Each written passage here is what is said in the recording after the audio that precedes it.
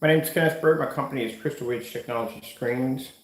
I was supposed to be sleeping late, but guess what? That doesn't happen because when I get up, the brain is charged and there's things to do. All right. So I decided to do a levitating screen in here for the 44 display. I got to remove everything out of the room because I got to go pop over to Sherwin-Williams and I got to pick up the paint to start the process of painting the room and getting it ready. Everything in the room has to be removed, taken out of here, put into the dedicated theater room so I can get set up and get it prepped to get it ready for the screen. I built this screen before. I had 126 before, levitating screen. I'll show you what they look like. So this is the floating screen we're going to build. It's going to have a thick white border so it blends into the background. And on the back of the screen, we actually built two screens in one. The back of the screen is jet white.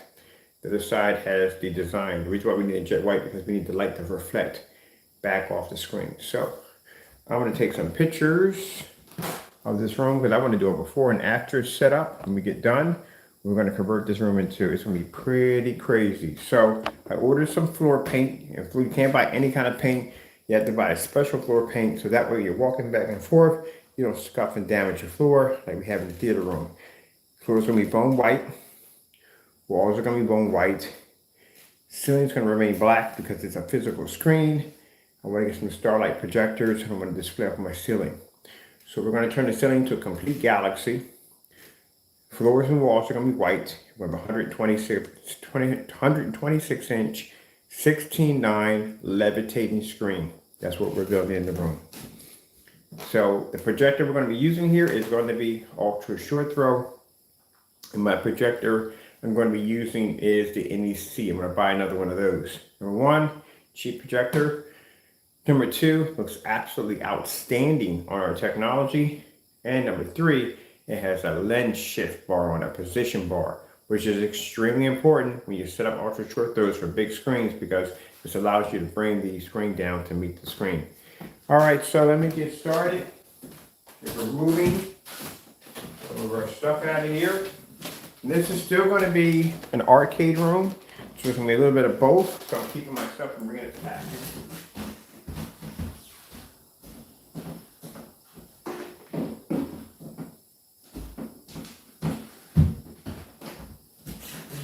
So the day we'll be starting the paint job today. That's why I need to have everything out of here.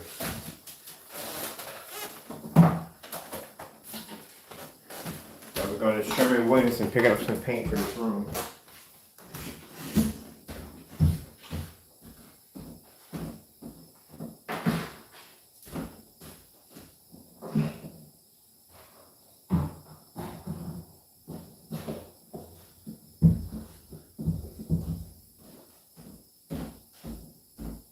Now 1 gallon is going to be more than enough to do the room.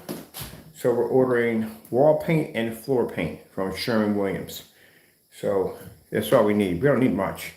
I found out something pretty interesting too about painting over LED lights. Gives it a pretty cool effect. So, and where's my tape at? I don't want to nail my ceiling. The tape, oh, tape is right up to 2. How much do we have? We got enough for the ceiling.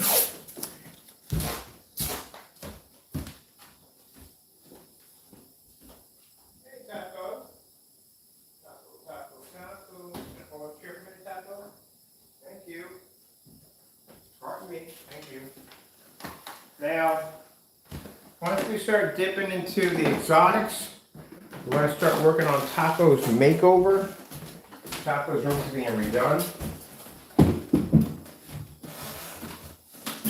That's what we're definitely going to do.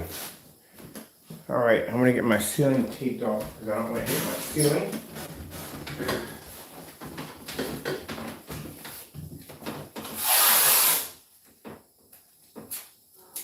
Yeah, tell me about it. There's a project today.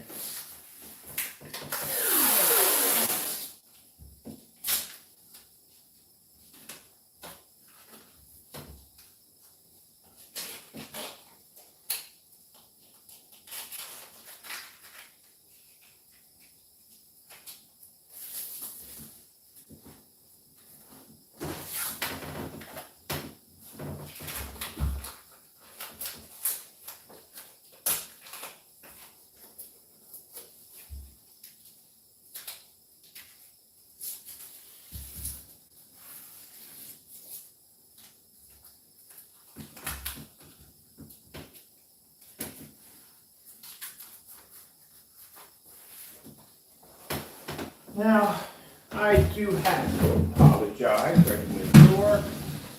We have individuals that are deeply troubled by the condition of my socks. I haven't had time to even buy a pair of socks, or even had time to basically get decent rest, which I'm wide awake. I'm always wide awake when I go a bit early. I work myself too hard to buy clean socks. It's because over here we work. My environment's changed. I'm converting an entire environment for this new technology. And over here we do something called work and testing, which I do not see in demonstrations with these products today, especially next to our new $38 2.0 Digital One Crystal Screen Paint, because we never see that. We always see no test demonstrations. Test demonstrations require a ton of work. This is probably when my fire sticks don't work. Require a ton of work. And for people who got corners, well, that's not going to go well for you. As I said before many times, do not cut corners because they'll come back to bite you in the face. That's something you don't do. Over here. Have to don't go in my entertainment room, my room. You don't have to be back there. But the reason why that door is open is because I got to move stuff back here to work. Yeah, you know better. That's my cat. See if the theater room door open. And if there's opportunity.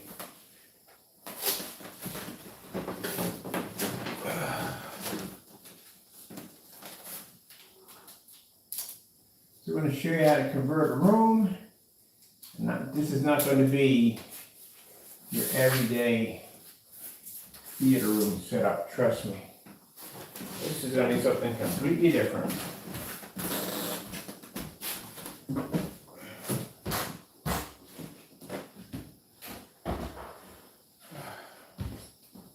Now, those of you who've never seen floor paint, it's right here. It's what we have in a dedicated theater room. That's the floor paint.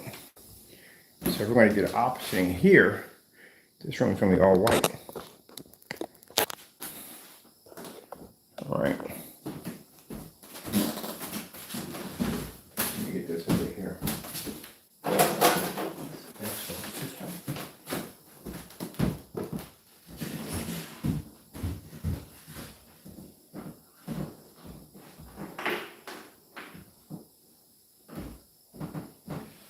Now, they're going to do some artwork on my projector. I want to convert my projector from all white to black. Because I want to have an all black design to it. Let me see.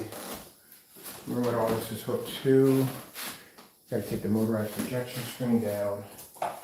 Chair.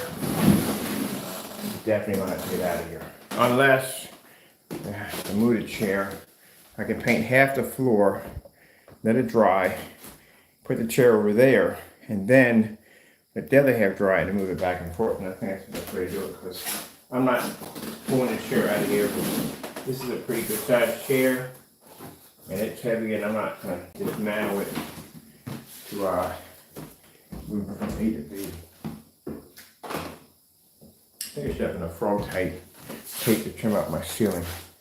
Let me get this out of here. Put you guys over there. There, and get this out of here. These are downstairs for 3D mapping applications today. Bring it on.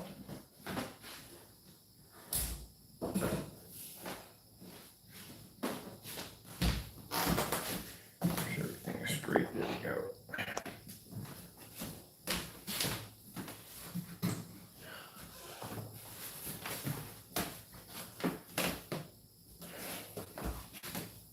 Probably on the chart side. Here we go. So these are the environments I like to build when it comes to my setups. Every time I dive on the screen, I like for it to have its own personal environment.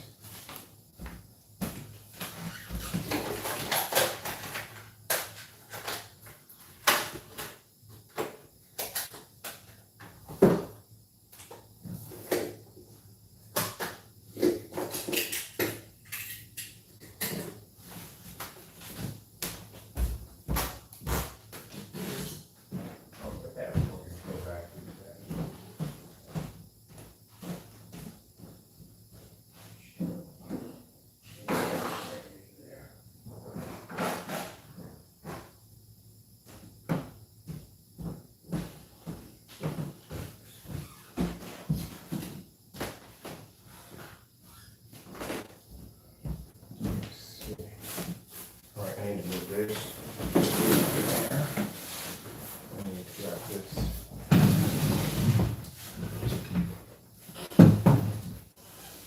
There's the painter's tape. In here, out there, out here. Yeah.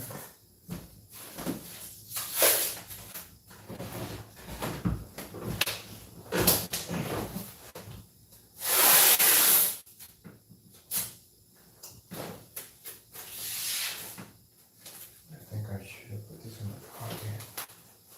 Much better.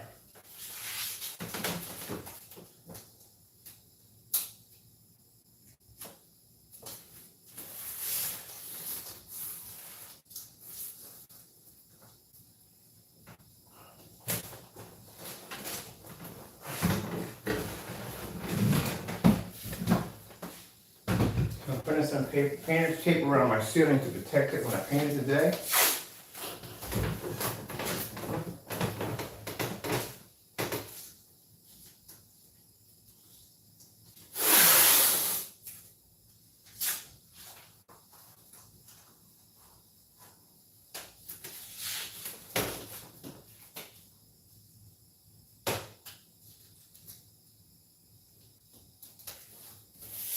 So we're going to have to build the screen in a special way. We literally have to build, when you do levitating screens, and you want the screen to have that extra wide border effect, you have to literally build the screen and then build the builder around the screen that's in white. I know it sounds crazy, but that's how they're done. There's another way you can do it. A little easier, but it does have problems because I've done it before. You can actually build the screen a couple inches bigger than its size and then paint the screen in the inside, but it's cool, but there's a better way, there's another way to do it we figured out. Because if we build the frame around it, we can push the frame back a little bit and get the screen like it's pushing out, or we can bring it up a little bit since we have a depth to it. So I'm probably going to go with pushing my border outward just a little bit so it looks like the screen is sunk in to the border, and then we can put a nice trace EL wire around it, give it a nice little white effect all around the screen. That's gonna look pretty sick. I told you, there's so many different ways to build frames, it's not even funny. Now, as I said before, you know, individuals, again, who want to joke about scrap frames, I have built so many frames on so many levels that at the end of the day, you guys don't match what we do over here. Today, you're going to see something called a levitating screen, but it's going to be different. This one, we're going to actually build the frame around the screen. Construct the screen at 126 inches, build a separate frame that's going to push inward, and put EL wire in. It's going to give it a kind of like a, boy, it's going to give it a weird looking effect, but you'll see. Now, EL wire usually has to run off a different kind of apartment, different kind of projector, computer. You can run off your computer, but we're going to run the EL wire or something called a Molex adapter. That allows you to be able to run PC parts without having an actual PC. So that's going to be pretty cool. So, yeah. I think I'm going to basically light super glue that right in there so it fits just perfectly. So this is going to be an interesting project. Interesting frame too. So 126 inches, we can coat that right here on the spot inside. Let me see, driver is coming down on Friday. So since she's gonna be on Friday, I can go get my lumber on Friday to build the screen, because that's something we have to put in right away. As a matter of fact, I may spray the screen first and then put the painting later, because I don't want anything to conflict with the white walls. And 126 inch screen, or 126 inch, and we got to mind, the border is going to be about, I want it to be wide enough, so I'm going to 3-inch border all the way around. Well, this is going to be interesting. I got to do some crazy math on this one. This is going to involve crazy math. Crazy math. Ugh. Definitely going to involve crazy math. For invert, it's going to be like an invert frame. Yeah, we got people out there that are bothered to buy our scrap frame. I don't know what's wrong with them. That scrap frame up there looks so much more better than the screens I'm seeing. You guys buy your screens. I mean, I'm not saying anything wrong about it, but I don't buy screens. I prefer to build them. That's me, because I can build them the way I want to build them. On top of that, for me, it's cheaper. It's much cheaper to build. And I tell you at the end of the day, that if you have the ability to build your screen. You build your screen and buy it, so it'll come cheaper, number one, a lot cheaper, number one. And number two, you can build it the way you want to build it. It's not hard to do to build frames. But people who basically rank on building scrap frames or building frames from scratch or where to build them, you can't build at the end of the day. We do. I can customize any screen I want. When I get done with this screen, it's going to be mind-blowing because I'm getting the ideas as we're going along how we're going to do it. Now, there's two ways we can levitate the screen.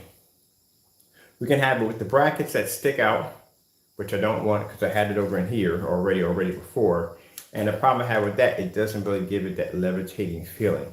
We have to use a heavy fishing cable, which I had downstairs. We're going to drop loop screws into the ceiling. We can coat those black with black paint, with our black screen paint products. And the ceiling's painted already with that. So anyway, with that being done, and what do we have on the ceiling? I think the ceiling is freaking, the ceiling is Titan. We're gonna need the ceiling to be black. I mean, super, super jet black. All right, because it's got to match the screen. That's why. The screen's actually gonna be darker than the ceiling. We can't have that. So I may be putting up the tape for no reason at all. Because I got to paint the ceiling again. Yeah. Because this is Titan technology in here, and Phantoms are, not the Phantom, my paint's mixed up here. The 44s are darker, so the ceiling literally is going to have to be repainted to match the screen. So I got to take it down anyway. Oh, I didn't even think about that the last minute. We painted the entire room with Titan. So yeah, that's what we're going to have to do. The only thing, let me see. We have enough 44. We're at 38. I'm going to do 39. 39 for the ceiling. Because I'm not spraying the ceiling. So I'm going to do the ceiling at 39. That's what I'm going to do. Oh, wait a minute. I still have to, because we don't have the white wall touching the ceiling. So we still got to tape it up anyway. Doesn't make a difference. Still got to be taped up because I still got to turn around and I got to basically do the walls. I'd rather knock out the ceiling first. All right, so that's what I have to do. This is going to be a bit of a system. Get done. All right, so that's what we're going to do.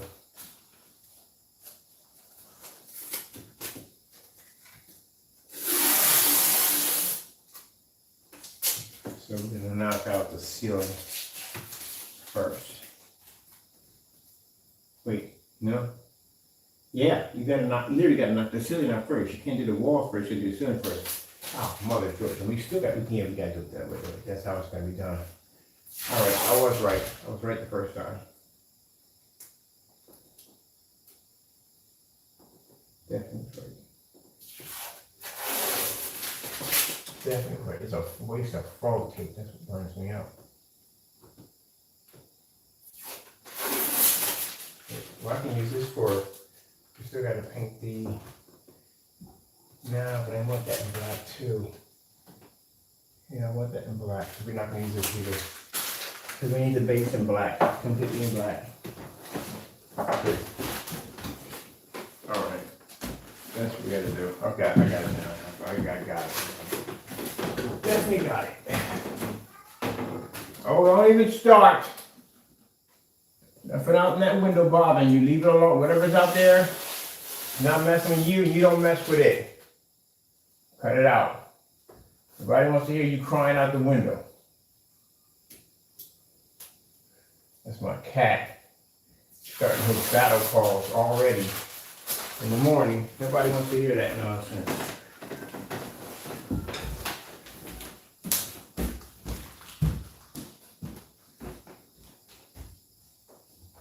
Are you having a problem? Are you? Get out of the window. This is shut now. That's gone. Bye-bye.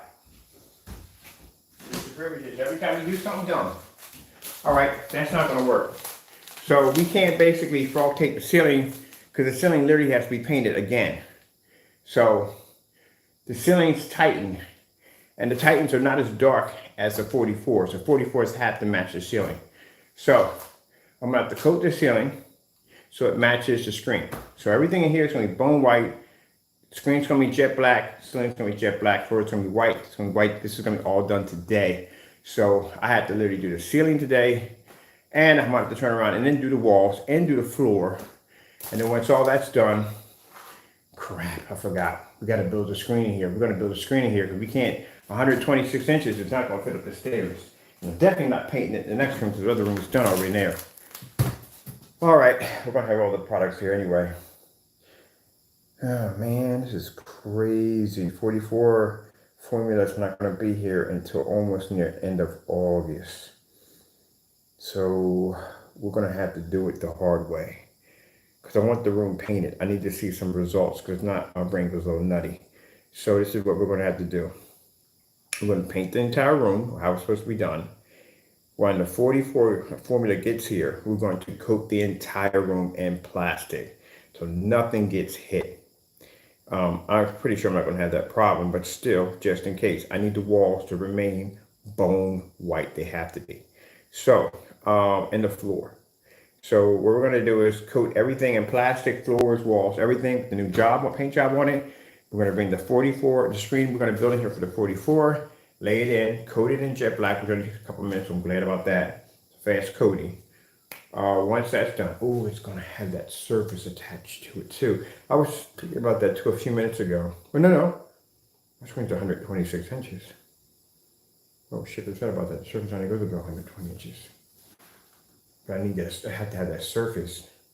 All right, then we have to make it 120 inches. It has to be 120 inches and then we can expand the border. Which 120 inches is a pretty good size screen anyway. But that's what I have to make it because I forgot the kit only goes up to 120. I forget my own stuff sometimes. Just want to do customizations. I can't do a size bigger than that because then that basically wouldn't be fair for the customers to come to see me with a 126 inch screen and they're only entitled to 120. So we'll do the 120, we'll coat that in, and then we'll put the border around the screen. I can make my border bigger then. I can get 4 inches on the border around the screen. Ooh, that would be nice, definitely. All right, I think I'm gonna go with that. That's perfect. Because they have that surface that comes with it, and that surface is freaking super flat. That's gonna look amazing.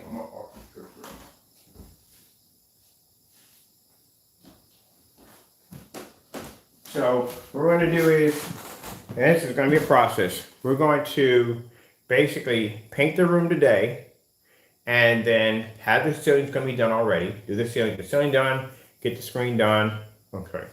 Ceiling, walls, floor. And then after we get all that done, then when the products get here Friday, I'll be leaving out with the driver and we'll go to Home Depot and pick up some wood. So I just need a screen size for 120 inch screen, which I had the exact measurements for it. I gotta find it. So anyway, that's what we're gonna do with that. And then after that, I have to build the outer frame. The outer frame has to be built on a whole nother section. Ooh, that's gonna be 3 inches bigger than the average screen. That's gonna be actually 3 inches wide. So we have to put another frame around it. That's what we're going to have to do. And the screen can't be too heavy because it has to hang from the ceiling. So that's another thing we have to think about too. We have to calculate weight of the other screen. Now I could do it the easy way and I could basically build the screen bigger than it was supposed to be and put the frame around it, but I don't because I want the screen to actually push out a little bit so we can put the EO wire around it so it looks like it's levitating but also pushing in at the same time.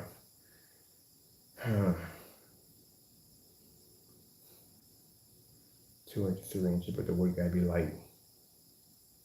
That's the thing, it gotta be light. I gotta figure that out. When I get to Home Depot, I'll figure it out when I get there. Sorry, Lowe's, when I get there, I'll figure it out how it has to be done. It has to be light.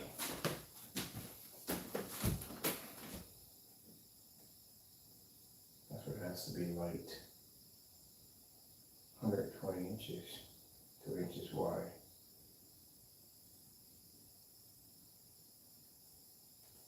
The thing about it is it can't be thin.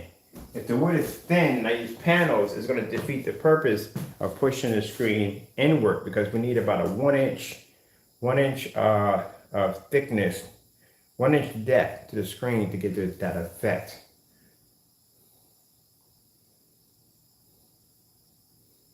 So we could do, let's see, yeah, there the whatchamacallits are, if I go with, actually much more heavier wood too.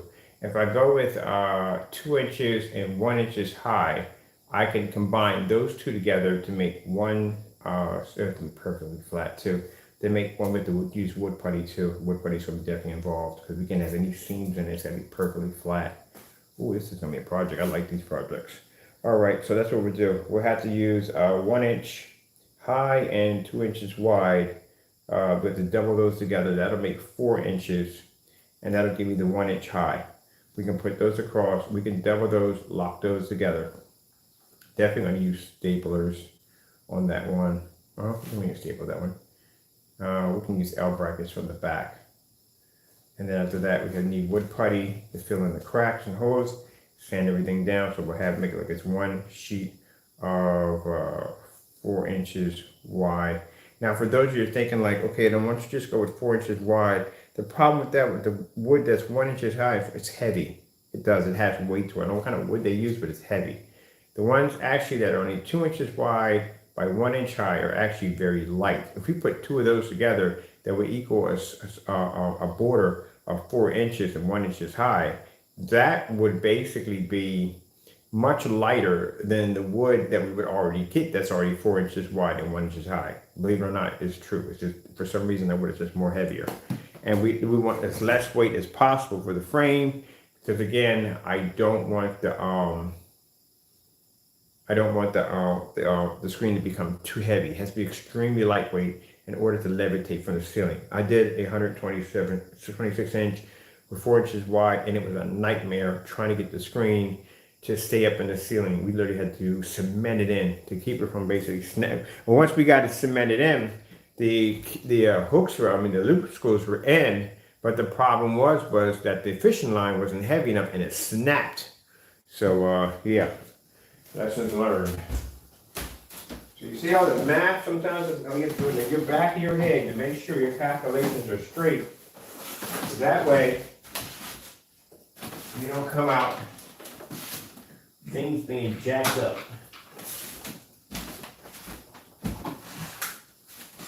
Let me see, look around this to his lamp.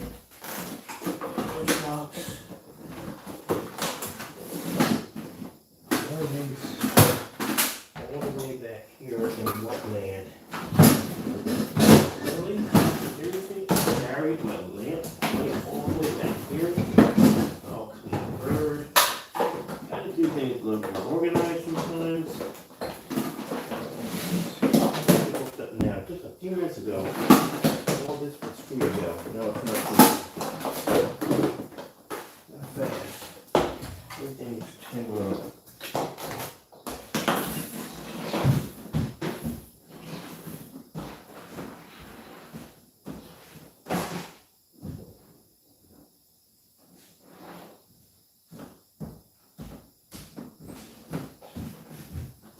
I was trying to do wallpaper screens, but the wallpaper screen, nah, I'd rather just go with the levitating. I was supposed to build one. I was supposed to put together a levitating screen, but I was going to put it downstairs in the lounge.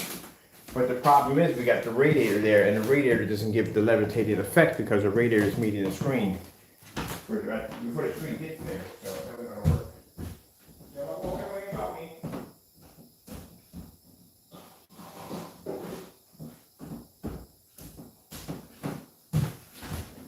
Can't have anything at the bottom for a levitating screen. You have to get that UFO effect when the light hits.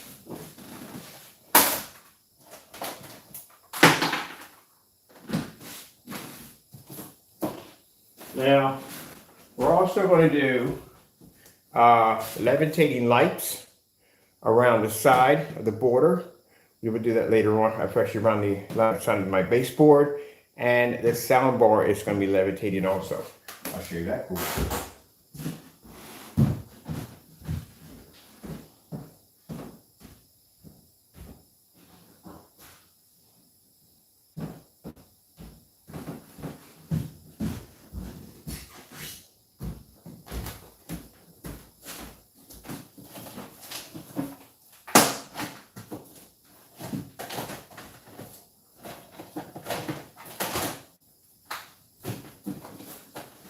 I was supposed to put project in, but didn't have enough room, so excuse the title.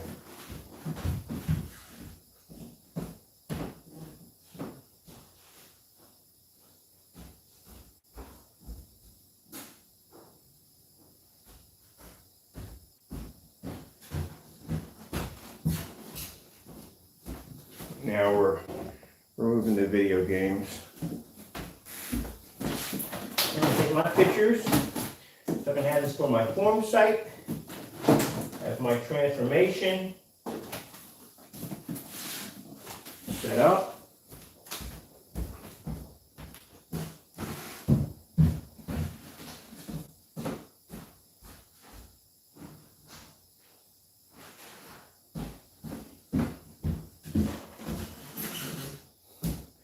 Guarantee you, when we get done with this setup for the screen, there'll be nothing like it on YouTube. I used to have a Molex adapter. I wonder if I still have it around here somewhere. Where's my Molex adapter anyway? I bought one. I don't know what I did with it. We got a 235.1 until the other one next.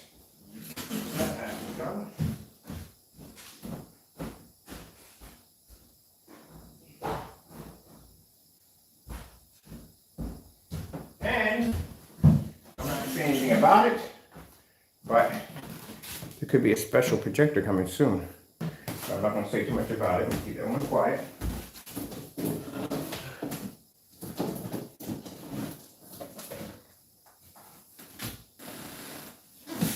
So we can show you how it's done.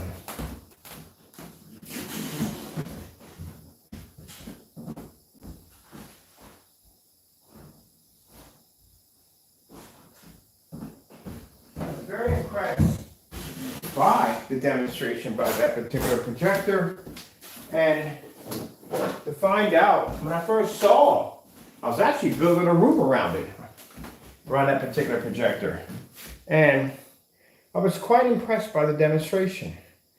But then, I don't know, I was so caught up in the demonstration, didn't really look at it, and when I saw that image coming from the side of the screen, I was like, oh crap, they digitally mapped that in the demonstration. So I'm trying to find a demonstration with the actual projector in play because we needed the base off. Let me see. Grab these two. Get these out of here.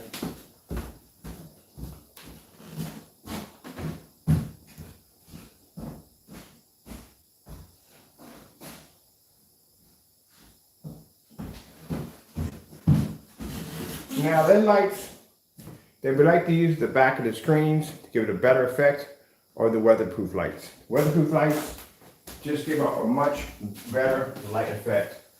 They really do. The backlit, they illuminate much better than the regular indoor lights. And they can take a lot more punishment on top of that.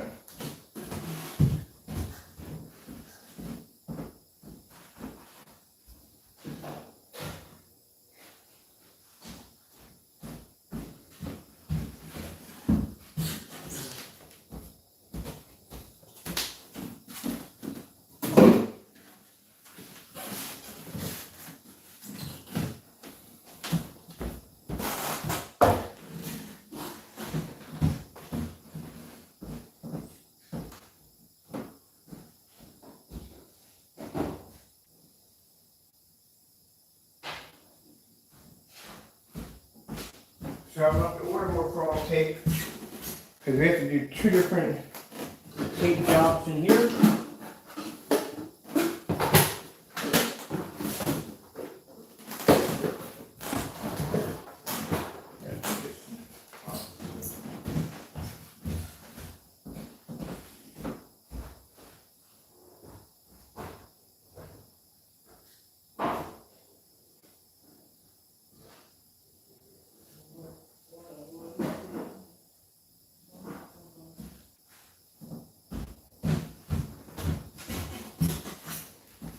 Alright, that's all cleaned up, that's done. So right now we're just knocking out the closet. So, same thing. Some people don't trust when I say how we're going to do this stuff. You know, I'm just first said I'm going to turn the theater room, you know, my master bedroom into a dedicated theater room, and look what it's turned into now. So this is going to be quite a very interesting room. I saw something in the Oculus system a long time ago. I'm going to get another pair if I like them. But I saw something in the Oculus system that they had these kind of like virtual rooms. And they had this virtual room like it was actually in outer space. It was so freaking cool. I'm going to see if we can mimic that here. And we can put that same setting, what I saw in there, I want it in here. I wanted to have a kind of a space age effect to it. You know what I mean? That's what I want. So we're going to do some pretty cool hiding LED lights, how to get them to illuminate. Really easy how to do it. Not a lot of money at the end of the day. Our price tag for a projector for this room is 200 bucks. And the reason why I'm using that particular projector because it has that position bar. And when you're doing a levitating screen, it's really difficult trying to do. Projector literally has to sit on the floor when you're doing a levitating screen. You cannot have it anywhere near the projector at all. You have to, there's nothing, can be nothing underneath of it all. Nothing at all. It's like there's nothing there. That's why we couldn't do it downstairs because there was a radiator in the way. But we're going to do the same system with the radiator. The screen I have up downstairs, I have it with a lock system to the ceiling. But this one's going to hang by fishing cable. So we got the fishing cable downstairs. I bought it ahead of time for the screen downstairs.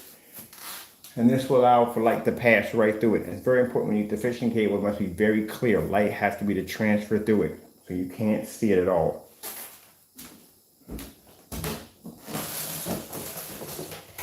Now, what do I care if that projector is 720p? Well, you've seen what the 44 looks like on a 720p projector, so. And we already did the test on an NEC because in the test demonstration we did the NEC and the Sony and they both came out looking amazing. So yeah, it's gonna be fun.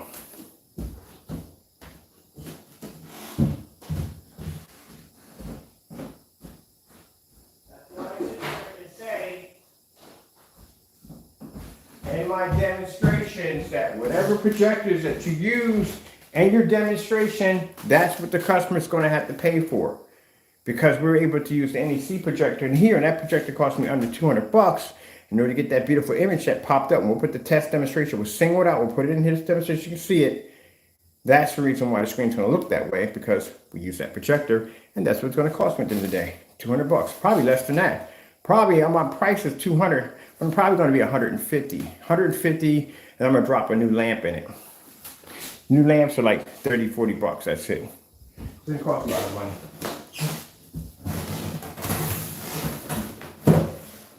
Oh, Transformers! Robots in the sky, and yes, this is the original Xbox, still in the box. Never opened it.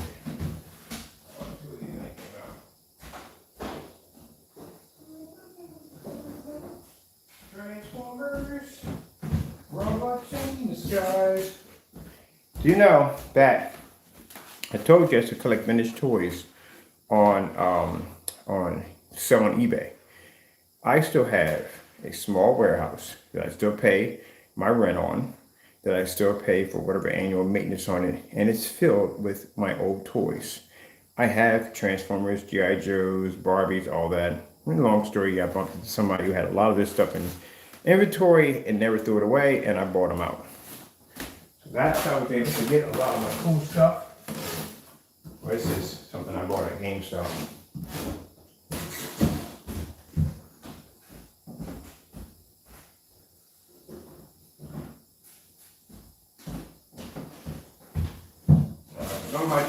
in the attic. You remember laser tag? Those of you had this? Yeah, I had laser tag. This is brand new in the box. I think I've played with it once. No, I never played with it.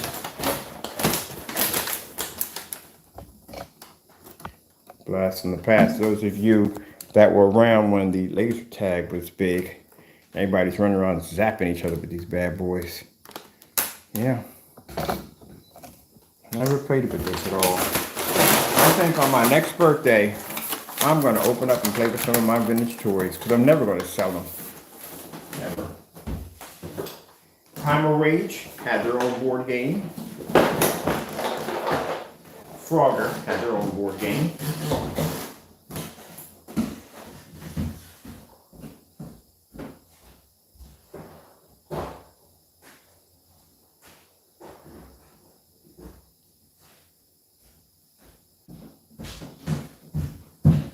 Hey, Hecko.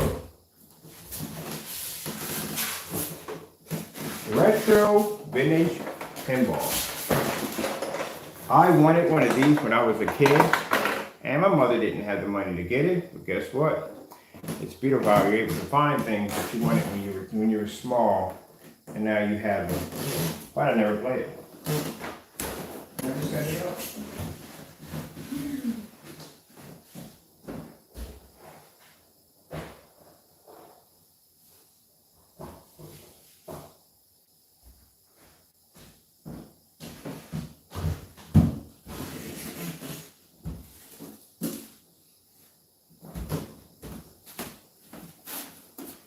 Got My Little Ponies and all that good stuff. Do you have any idea how much money a My Little Pony goes for? Especially if it's mint condition from that era, they go for quite a lot. I have 6 of those. I had one I sold on eBay, $3,000. So the guy bought it for. He didn't even know where I got it from, asking if I owned a time machine. I've had that many times come up. Do I own time machines? I was like, no. Own time, no, really, honestly. You really think about it. You're young, you think about getting a time machine, you would go back and change stuff, but then you really think about the whole theory of it all. You really can't. You can't touch one freaking thing while you're in there. Anything you do could alter anything from where you previously came from. And it could be either bad, good, or even worse. So you really can't touch anything. If I had a time machine, I would go back and take people's trash. That's what I would do. Because a lot of the stuff that they threw out is now worth a lot of money today. If you had, what's the word for, except for the Wild Wild West, if you went back in that era, and things they threw out like old-fashioned wagon wheels and stuff like that, all that stuff is worth a ton of money. Now it's worth a ton of money. Back then it was trash. So all the trash from time is worth a ton of money in this particular era. You would make a killing. I mean, you'd really make a killing. I wouldn't go back to the caveman era because that'll get you murked real quick. Because anything you do destroy in there may affect anything right now. But I would go back in particular areas like the Renaissance era, medieval era, stuff like that. People, blacksmiths throwing out swords and stuff like that. Take all that stuff back with me because again, it's trash at the end of the day. It never would be missing. It wouldn't affect anything at the end of the day. And I could take it back and I could sell it for tons of money. Because people are like, where did you get this from? Of course, I would have to have a machine to alter and change my appearance because that would be a little bit hard walking into certain areas, especially with my skin color. My skin color was, in my time, in that particular time, was not too kind to my skin color. So, yeah, I would have to be to alter and change my appearance. But man, I could walk into a local tavern and basically earn a little money working and get a little coin and walk into a local tavern and ask to buy some of their items in there. Wouldn't change anything, literally. I could bring back vintage wine. Can you imagine bringing back vintage wine from that particular era? How much money it would be worth? Yeah, just other people's junk. You would just either take that or buy whatever you can buy. Go into a convenience store and just buy stuff. Go shopping. And just take that stuff back in time and be worth a ton of money. Mint condition in the box. Like, where in the freak did you get a bowl from the Egyptian era? That's the only thing I would do with a time machine. To go back and alter and change things would have really, really bad effects. Like I remember on The Simpsons where Homer and the toaster incident, And he went back to the dinosaur era and he sneezed. They never had germs. He wiped out the entire dinosaur race over one sneeze. Yeah, stuff like that you gotta be real careful about. But I would just go back and just take stuff, man. Just take trash, other people's trash. Go in the trash and just be a junk man. Take that stuff, bring it back to this era, get a ton of money. Go to the Antique Roadshow, get a ton of money off of it. Can you imagine taking silverware from the era of Henry VIII? Do you have any idea what that's worth now? Little true story real quick before we bust the rest of this down. Excuse me. There was a woman on the Antique Roadshow. I love watching that show. She had a giant serving spoon and she would go in the backyard and she would dig up potatoes. Her husband recently lost his job. They were in the process of losing their home and being foreclosed, and they're in the process of being homeless. So she would go in the back to support the family. She was back there, or feed the family. She was growing potatoes, and she was using a spoon to dig up these potatoes in the backyard. You'd be surprised the kind of stuff that's laying around your house from where it came from. So the spoon was pretty old. It had some family members sentimental, and it was passed down to the family generation. She got it for her wedding. So she decides to take it to the Antique Roadshow to find out that that was one of the missing pieces to Henry VIII's serving display that they had at some museum. It was worth, but actually was an untold price that was on it. And there was museums that would pay her tons of money just to have the spoon on display. Can you imagine that? In her backyard, digging with an old spoon. Imagine she threw that in the trash. I thought it was worth nothing. Decided to keep on it because it was a family.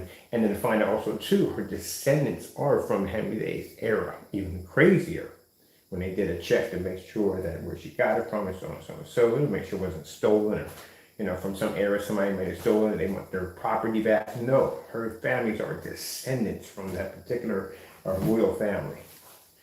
But you'd be surprised. Now they're multimillionaires. Went from losing your job to eating potatoes every single day, and then realized that you had a spoon sitting there in the middle of your table that was worth over millions and millions of dollars. Didn't even know it. But that's usually what happens to most people anyway.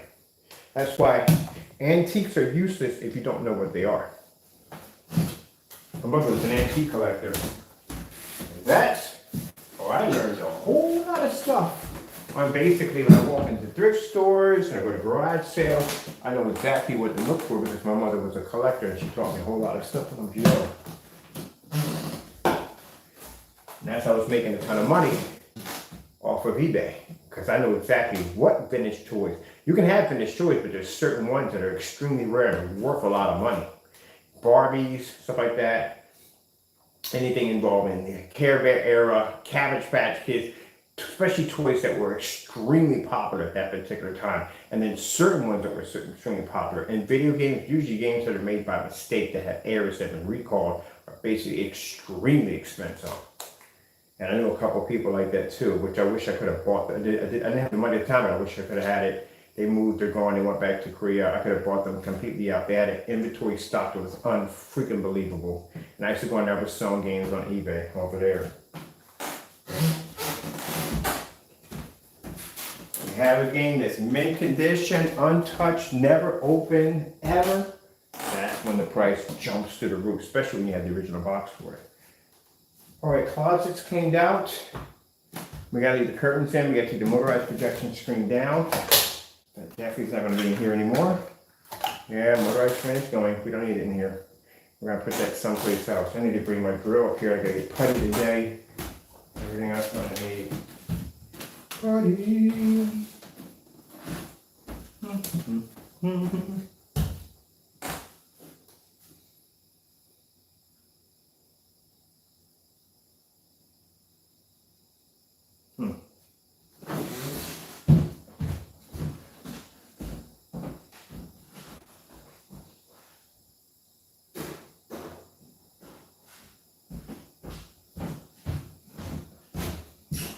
She'll be coming down on Friday to give me a chance to get the freak out of the house a little bit and go do something else. I'm going to the projection.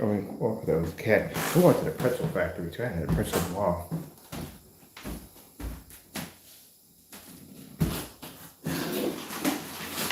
That's another beautiful thing about this is going to the ceiling. I'm going to take the whole thing up. That's another thing, a beautiful thing about not getting out much on top of that.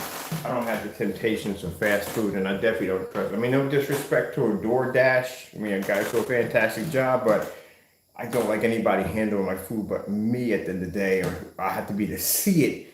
I don't do a lot of deliveries because I don't know the process of what may happen to food and back and forth, and that freaks me out. So because of that phobia, I don't really order food like that. Um, I usually go to restaurants I can see my food made, but because I don't leave, I haven't had fast food in God knows how long. And it's gotten to a point where my body won't even tolerate it anymore. Last time I had fast food was in August, literally. Not August, sorry, July the 12th, because I had to go take care of some business outside of Philadelphia. I had to be in Allentown for some business. So I was up there and I had Chick-fil-A. I couldn't even eat the whole thing. I gave the rest of it to the dog.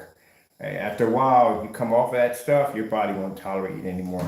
So a lot of fruits and vegetables and tuna and stuff like that. That's what I like. And I can't stand spices. I hate salt. I hate pepper. Don't put anything in there. People would literally think I was actually cooking. I'm not trying to be rude, but that's no. You know the joke behind it. So already, don't get offended. They talk about that joke all the time, dude, because of COVID. I couldn't taste anything, so I thought I had it. So everybody knows it. Don't get offended if it's a joke. Anyway, so I don't eat any spices. I don't like eggs. I can't stand eggs, so I don't touch those. I can't stand coffee, so I don't drink that either. I have tea. It has to be decaffeinated because I can't stand the caffeine. Yeah, I don't eat a lot of that stuff at the end of the day. Nope. Mm-mm. I don't even like bread half the time because of the carbs and all that stuff. Nope. This is because I'm doing it for certain because I don't like it. I don't tolerate it.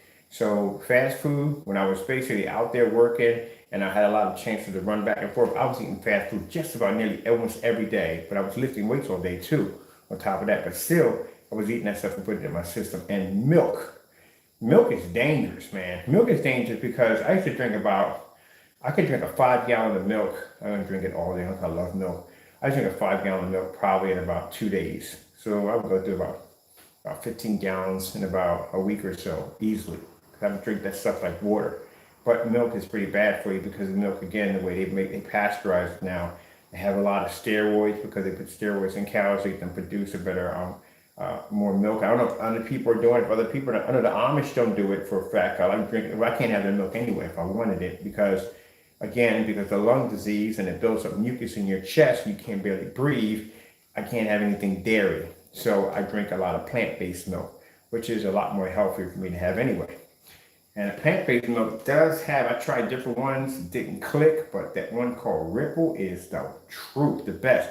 Only problem, it has a little bit of an aftertaste, but you put a little vanilla extract in that, don't even taste it. Tastes fantastic. Matter of fact, I'm gonna order me some right now because I haven't had any cereal or milk. I haven't watched my cartoons in the last couple of days, and I need to basically unwind.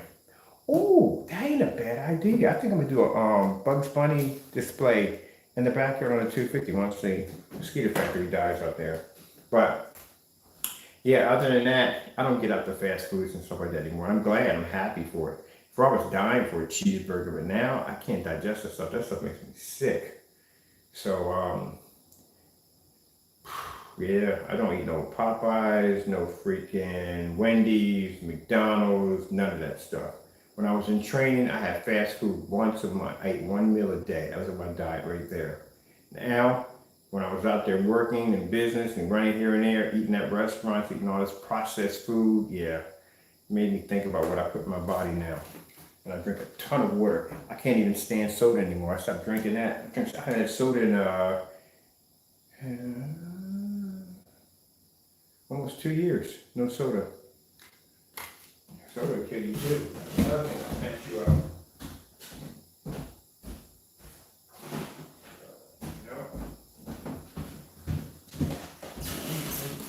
So I was eating all that stuff, drinking tons of milk. You wonder why I wasn't feeling good. I was getting sick. Yeah, I don't drink that stuff. I can remember being more healthier. It's crazy because you would think with the lung disease and all that I'd be sicker, but no, I'm actually much healthier. Even though despite the fact I got my lung disease under control because I take my Symbicort every day and it allows me to be able to get up and do this, which I wouldn't be able to do. Of course, all of it goes to my Lord and Savior Jesus Christ. Because without him, none of that would work anyway. But also too, it allows me to be able to change my lifestyle on how I do things. I gotta bring a drawer up here. We gotta pull a lot of stuff down. So let's start with this screen. I'm going to take the motorized screen first and get that out of here because that's got to go. Oh, we're going to finally light this room up. This is going to be a nice transformation. It's going to go really bright, really bright. I cannot wait to do this. What's this going to? Oh, lights in the hallway. I ever forget someone say, oh, your lights don't work in the hallway? Yeah, my lights work in the hallway. I don't use them. I don't use them because my, and I'm going to be wiring this up much better. Oh, plug in the charger. Let me sure fix the wrong one. I don't use them because my lights and my, when I did the calculations of wattage, because like I said before, I was going to run the entire house off solar, and the solar basically would have to be separate. I couldn't directly connect it to the hot box, would cancel out all the overhead lights, so I can't use them. So I had to find neon lights or LED lights that were bright enough to light the house up when I ran it. But then later on, they came up with a hot box connection. I'm thinking, shoot, now I can just run my regular lights, but I won't run my regular lights anyway because I found out that those lights actually use about 4 watts, where the overhead lights use much, much more. So when I get the other house to build, because I'm not buying a house, I'm having it built. I'm getting a shipping container home. Have you ever seen them things before? They are freaking amazing. I'm getting a shipping container home. That way I can have it constructed the way I want it. Because I want to use, I don't want plumbing in.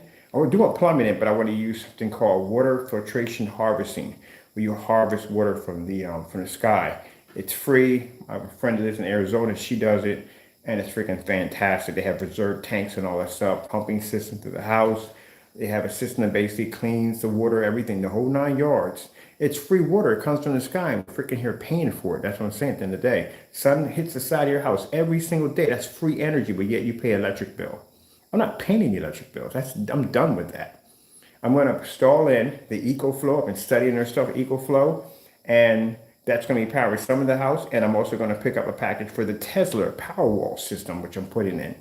I'm done. I don't have to worry about ever paying any bills ever again. Now, as for gas, you just convert everything to electricity, which isn't hard to do in the house. As for your water heater, they have an electric water heater, and the water heater is the size of a Captain Crunch box. You think I'm joking? Look it out. It's a portable water heater about that big, and it constantly filtrates hot water right through it. Beautiful. I looked all that stuff up.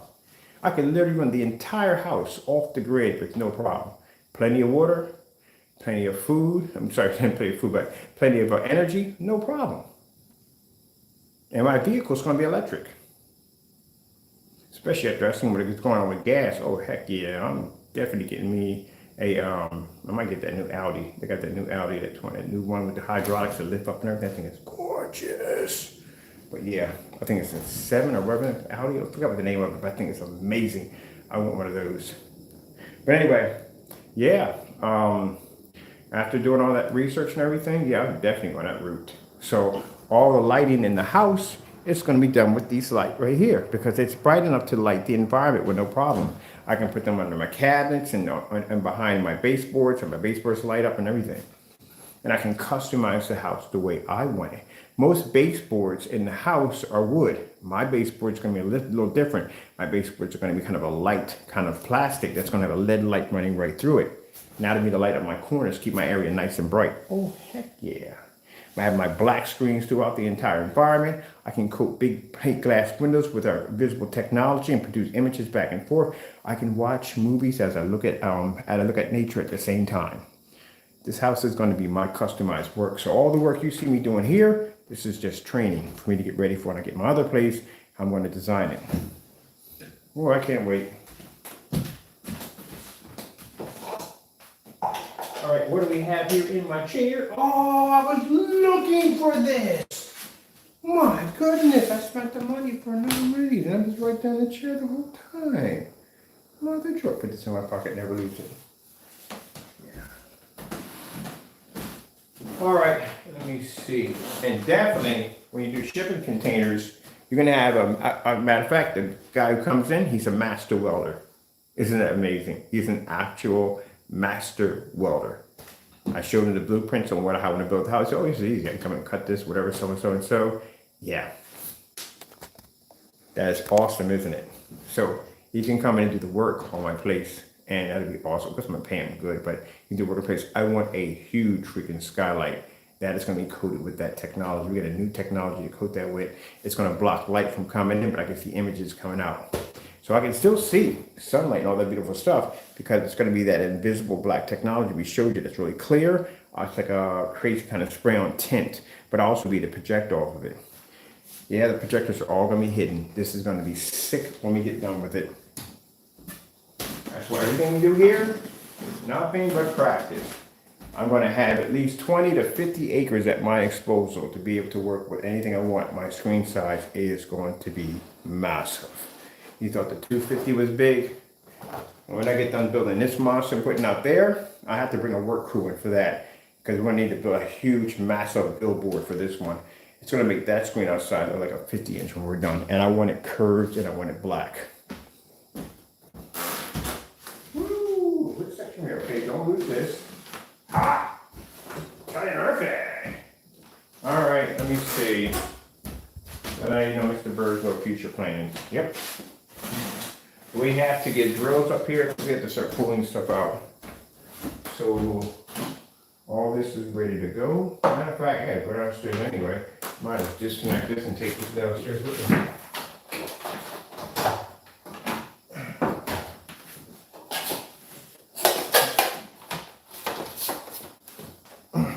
Really?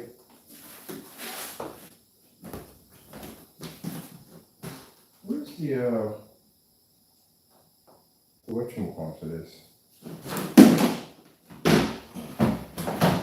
Definitely want to keep track of that.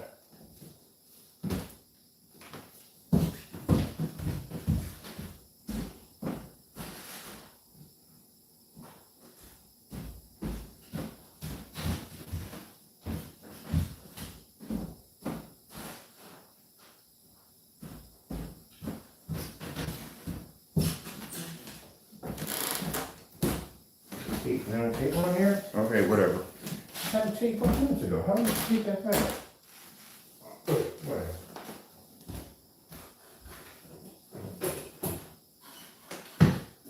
I should tape that fast. I'm gonna tape it to the sides so we know what because all the remote controls match. They all look the same.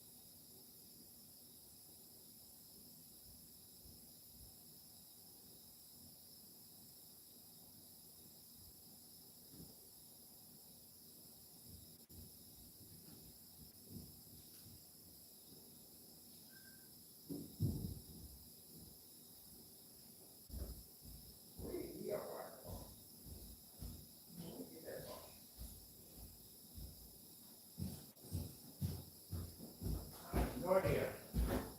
Let me get EO wire.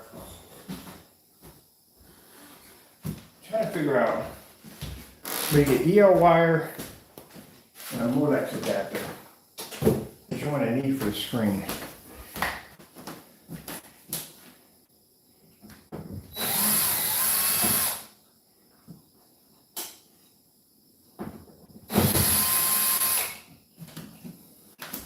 So I have an idea already in my head how I'm going to put it together with the frame. It's going to be a very interesting build. This will be the first one. It's going to be levitating, and it's going to be kind of a in-depth screen at the same time. The frame has to be built really, really strange. It's really weird how we put the frame together. But I'll put the blueprints and how we're going to put it together. So we need the screen to hang at the same time, and we need the screen to push in and the border to push out. And that's going to cause a depth inside the screen. But also too, we're going to put some EL wire, thin EL wire. It's going to optic fiber with the EL wires from PCs, and we're going to trace the inside frame inside with white. And then we're going to hook that from the back with a Molex adapter. And a Molex adapter will allow you to run computer lights without basically having it hooked up to a motherboard. Or you need the motherboard. Well, when I say motherboard, understand that in order to get an EL wire to work, you're going to have a power supply running to the motherboard.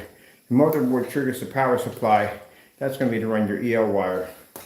But you can actually hook it up without that. You get something called an AC to DC Molex adapter.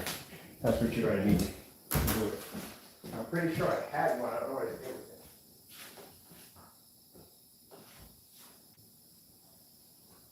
Just can't figure out what he did with it.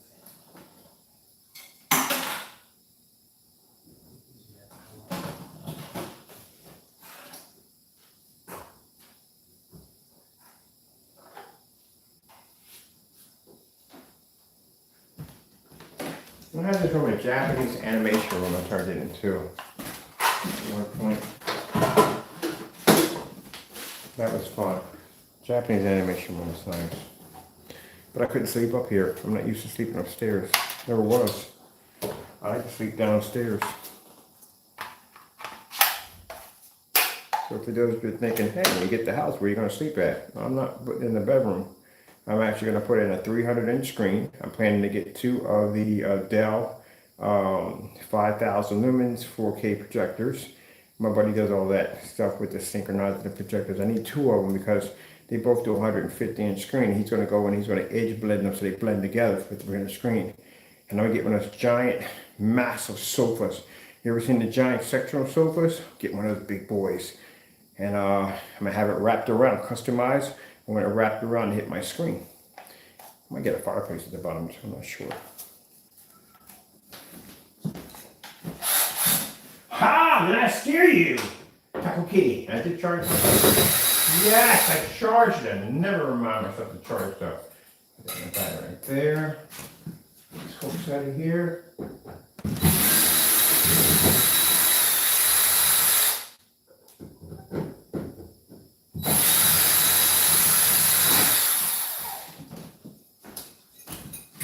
People spend, you go to Home Depot, not Home Depot, you go to some of these electronic stores and they're saying, hey, you're going to spend $65 for these hooks to hang up your projection screen. No, you don't. These are the hooks they use for pots outside. Got a nice little hook area right there. And you got a bigger screen. They make these things out of cast iron. Have you ever seen some of the outdoor pots that they have? The things are massively huge. They got hooks to keep those things elevated. Oh, bum, bum, bum, bum, bum, bum, bum.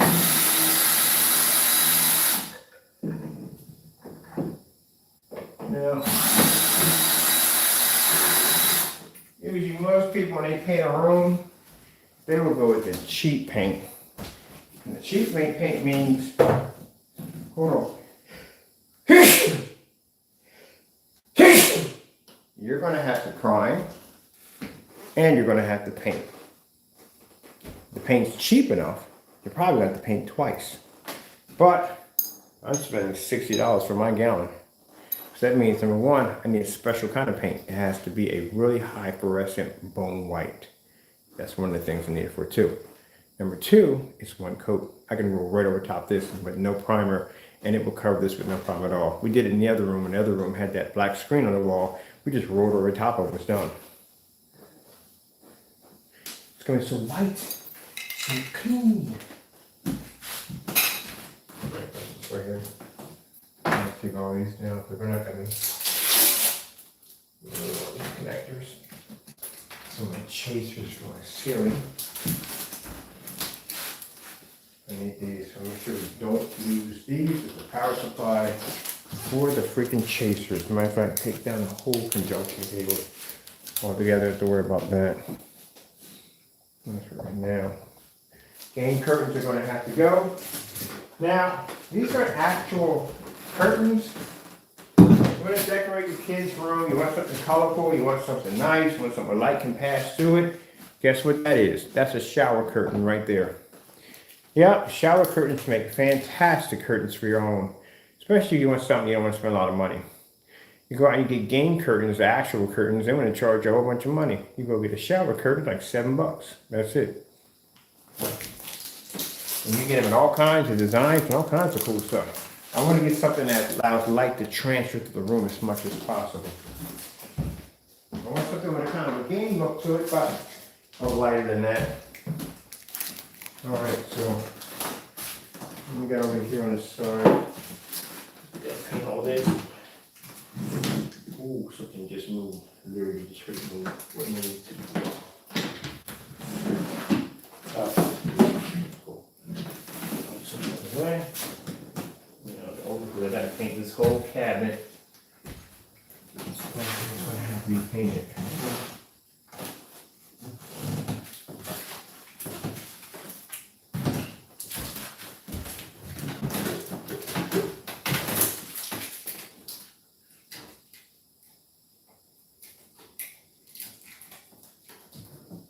Yeah, I just thought that move today. I just thought that move. Get the painter take off in here too. Oh, it's only got one of them big for the size of not too square.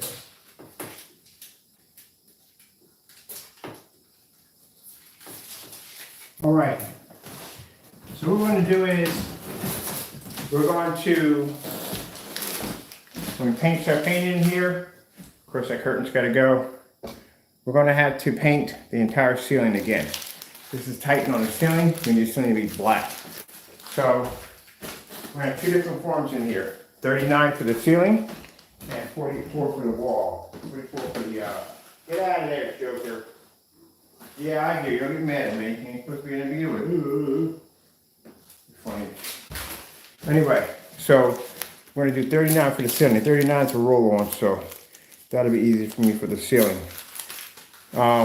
We were going to do 126, but that has to be changed over to 120 because we're going to be using the kits for the 44, and they do 120 inches. That's what we're going to be doing in here, 120 inches for that one. So I'm going to change that out as soon as I come out of the video. This is going to the LED lights. There you go.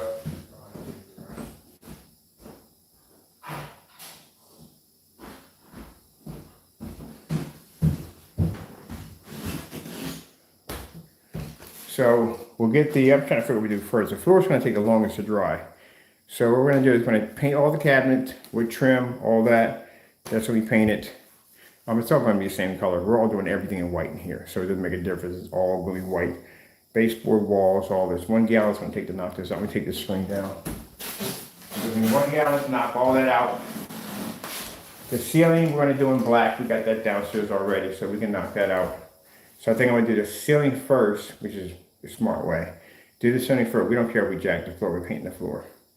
There's not many big paint drops on the floor. That's what we don't want. I want it to be smooth. So we're going to knock the ceiling out first today.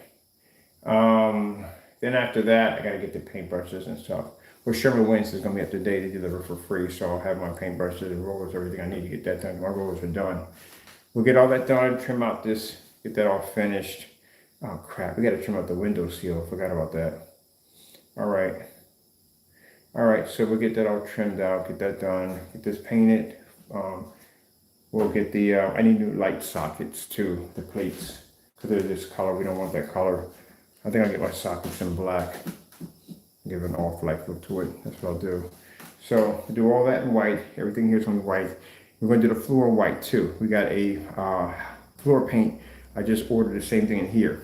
The reason why we need the floor to be bone white is because what we're gonna do is we're gonna take a wood strip, about that wide, probably get one about, I need about 1 inch wide. That's what I need, 1 inch wide on the wood strip. And what we're gonna do is we're gonna take that and we're gonna line that wood strip, sorry about my camera moving there. We're gonna put right across here, and all the way around. The reason why we're gonna paint that bone white because we need it to reflect, and we're gonna put a LED light underneath of it so it reflects off the floor. That's what we're gonna do. That's the effect we're gonna get off because I want this kind of LED light trace going back. For these are cheap ways how you can do it. You have to spend all this money to do it. It's very easy. But that's what we're gonna do. We're gonna take a wood strip, put it right here. We're gonna take L brackets, connect one there, one in the middle. Same thing all the way around. Put that trim all the way around here. And then what we'll do is we'll take some LED lights, stick them underneath. That's going to reflect off the floor. That's going to reflect off the LED lights. Now, off the strip. Now, when you get to on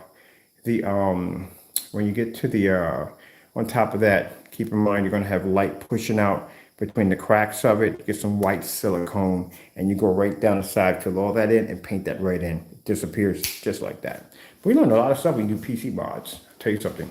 All right, now, as for the screen, this is going to be the fun build right here. The back of the screen is going to have, you paint it stone white. It has to be stone white because it has to be, the light has to reflect off the wall, bounce off the screen, back of the screen, and reflect again. That's what we're going to have to do. And we're going to use that same silicone to go around the back of the screen because we don't want any of the light pushing through around the screen. We want it to be stone white on that end and blue on the other side. Oh, for those of you saying, that is complete madness. No, this is what we like to do. I like to build. So blueprints are already in my head that fast. I told you, my Lord does not play around. When I was sitting in a chair, I was sitting in the dark, and I was thinking what to do with the room. Boom, it just all came in my head. I saw the room, how it was designed, how we're going to put it together in my head already. Just like the dedicated theater room, same way. All right, that's all assembled. Everything's put together. It's also easy to achieve. We can pull this out real quick. If we need it out from the wall, then you can get behind here, paint all this and everything. I should have got into interior decorating. I don't know why I didn't do that. Interior decorating and incorporating my screens at the same time would have been cool.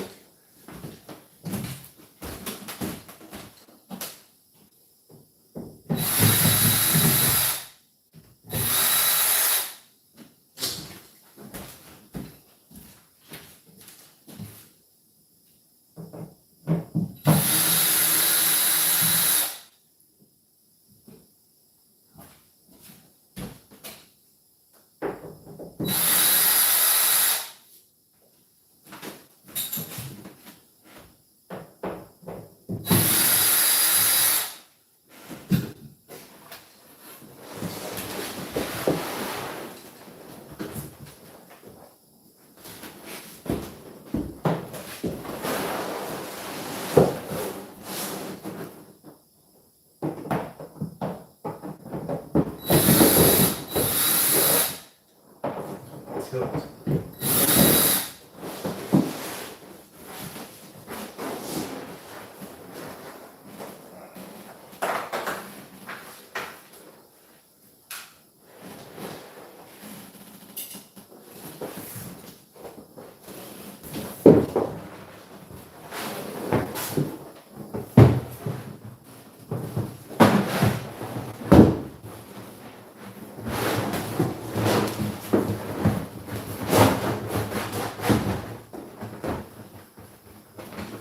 This is what I like about the wallpaper surface. Completely portable. Hey, Apple Kitty, living in that crazy city. You got to check your lights out in your room. You don't like it in the light in there. Hold on, I got you. They have the lights on in there. Okay, I got you. There you go. Voila. Stand the trouble. What you don't like to do.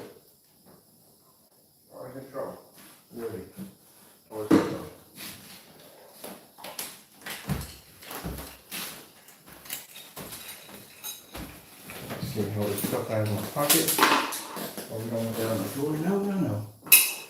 All this stuff out of here. See what happens when I go to bed. There's a lot of stuff in my pocket. Before we got our bed, me and my ex, we used to buy air mattresses.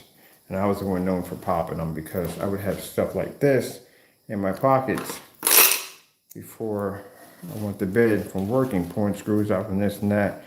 And she used to always tell me to go through my pockets if I was going through airport security sometimes. Make sure I had everything. I went to bed literally one time with a screwdriver in my back pocket. Thank God I didn't impale myself rolling around.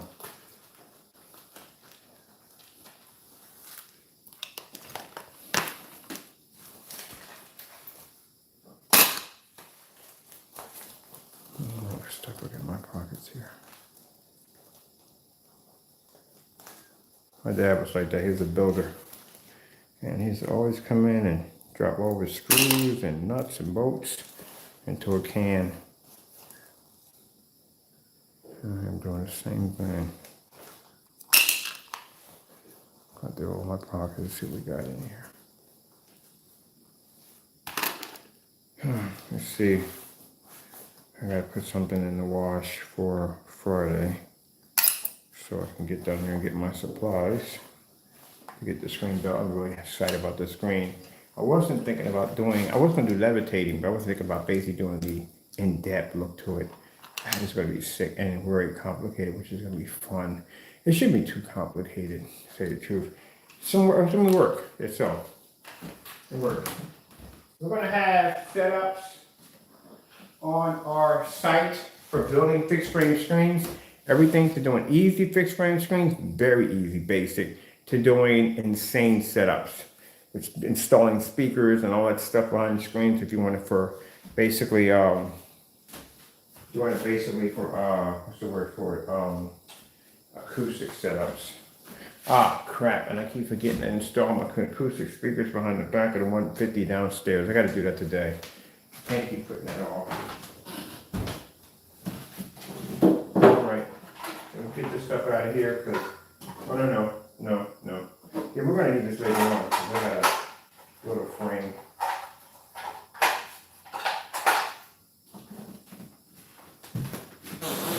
Now the scratch screen, and sorry, some people just don't get it, but the scratch screen basically is fantastic for those of you who may not want to spend the money to go out and buy all new lumber, which I'm doing today.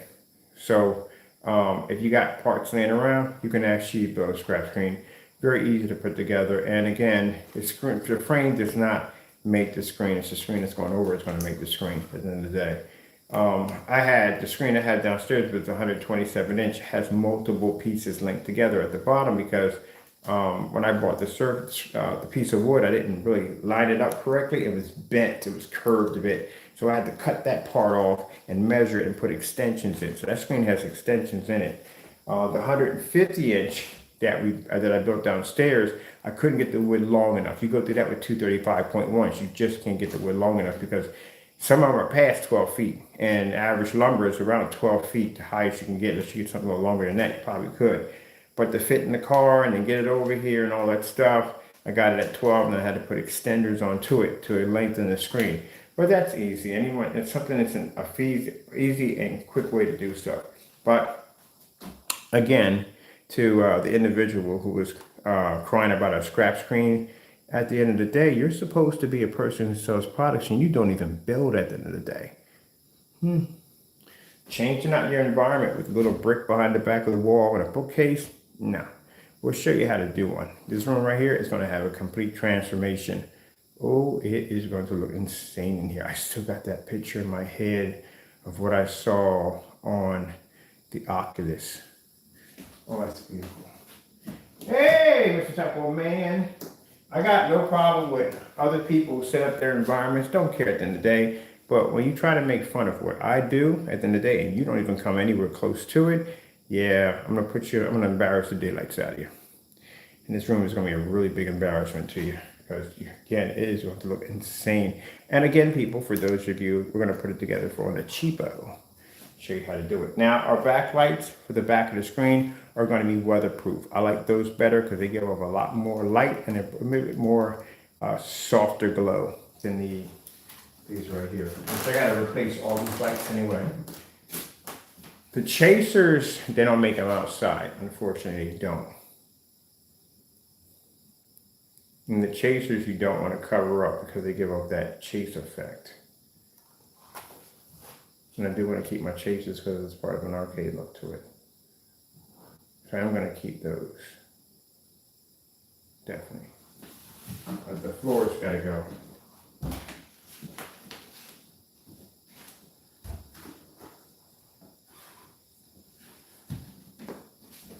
We're going to do the floor with the weatherproof lights because they glow better. This is not connected to the floor, is it? Why is there a chaser coming? These are chasers, right? Chasers. Okay, yeah, they connect right there. Okay, cool. They're not touching the floor, so I don't think that's the floor lights.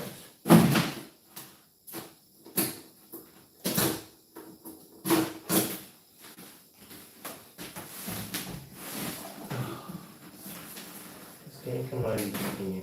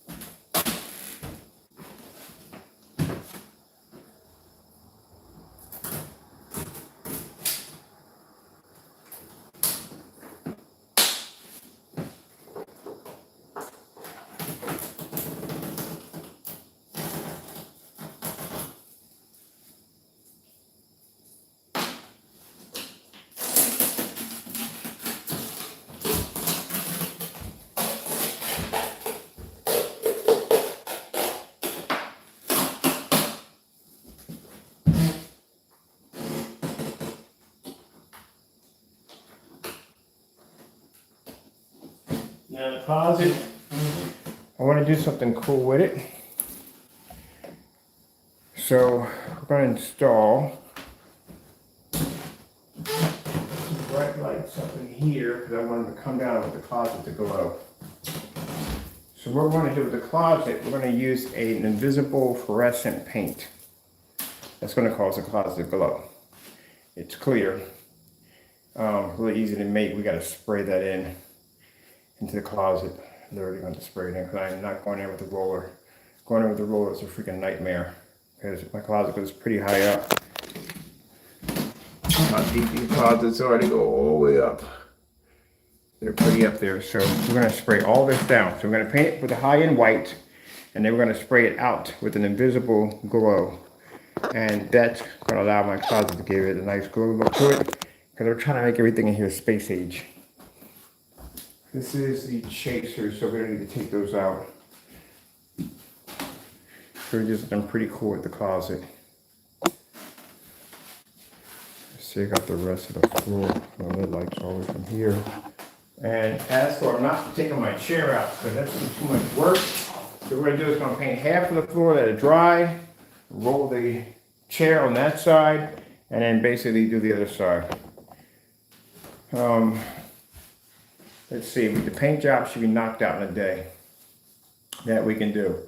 When we bring the screen to coat it, we're going to tape the entire room off in plastic because I don't want anything touching anything.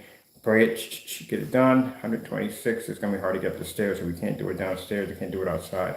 So we coat the whole thing in here, open up the windows, throw fans in there, ventilate. Actually, I told you should anyway. If you're painting, you should do that anyway. And coat that, get that done, and then hang it up. We're not hanging it up yet. We still got to install in the frame that's going to allow the screen to push in. And I got to go on, who would have EL wire? FrozenPC.com. I wonder if they're still like, New Egg should definitely have it. They have computer parts. I'm trying to figure out what let's see if we can find that one first.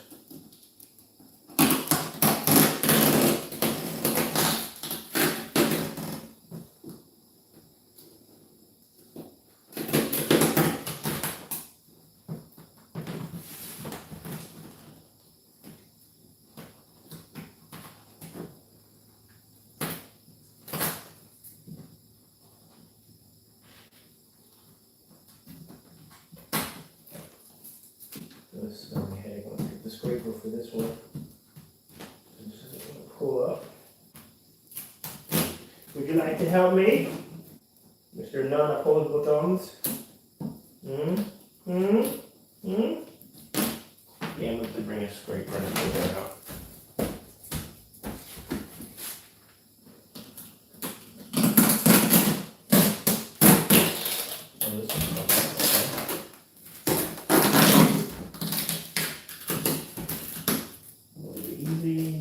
Yeah. Thank you, Jesus. That came up. That's going to be a headache. Ooh, I know what I'm going to do my curtains in. They got this digital grid display. They have them in black. They got them in green. I want one in silver. That is going nice with a plenty of light to push through. Give it kind of a digital effect to it. Definitely going to do that. And we can actually spray that with that invisible glow too also too. We're gonna make our own invisible high fluorescent glow. Oh, that would be sick. Oh. Okay, got an idea there. We get the curtain. It's white, it has a digital kind of grid display. And then we put a backlit right behind the back of the curtain. Because this material right here, this what do you call it? These lights are flexible. So we'll put it right along the edge, hide the wire in there, and connect it right over there. That way when the backlit gives off, it's gonna look nice because all this will be white anyway, and they give the curtains kind of a soft kind of glow to it. That'd be freaking cool. All right, so we're finishing stripping up the rest of the LED lights for the floor. Floor is gonna be painted today. So floor's getting painted today, walls are getting painted today, ceiling's getting painted today.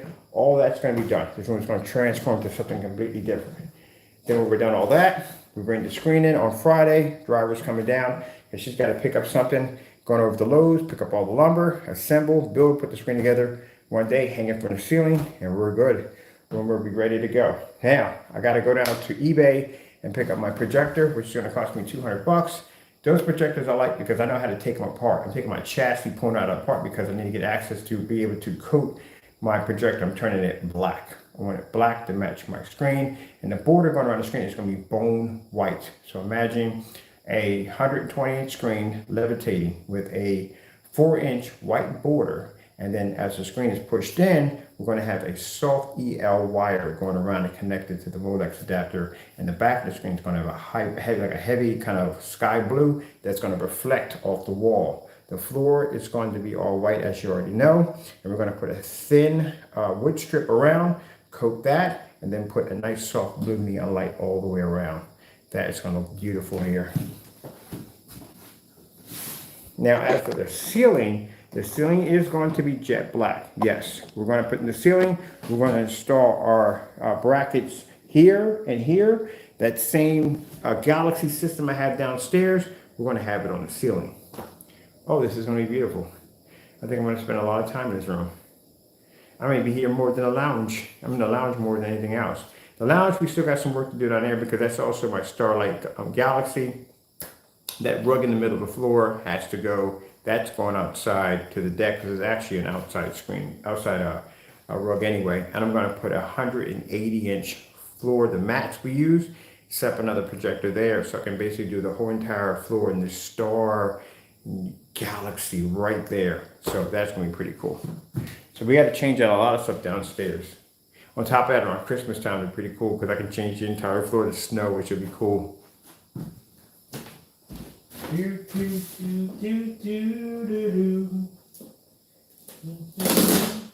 want to get a train set, but I don't know how Taco's going to feel about that. I mean, he's going to do battle with it? I don't know. He may ride on it. I don't know. I don't know how Taco thinks about it.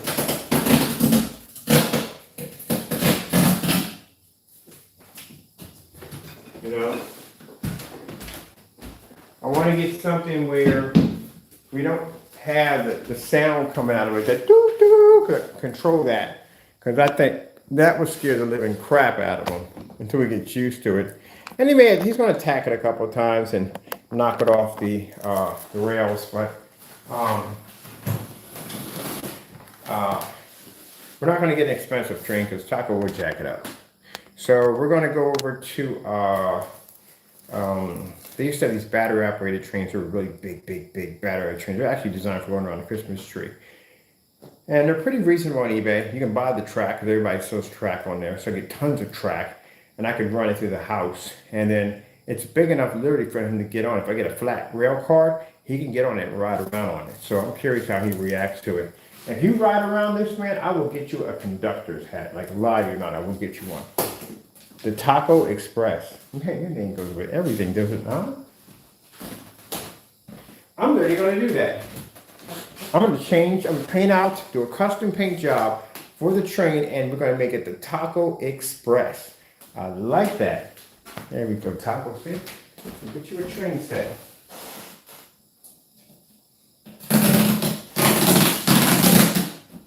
And hopefully this gives people ideas on how they want to design their setup. You guys are putting in man caves, so you might want to do something different that nobody else is doing at the end of the day, you know?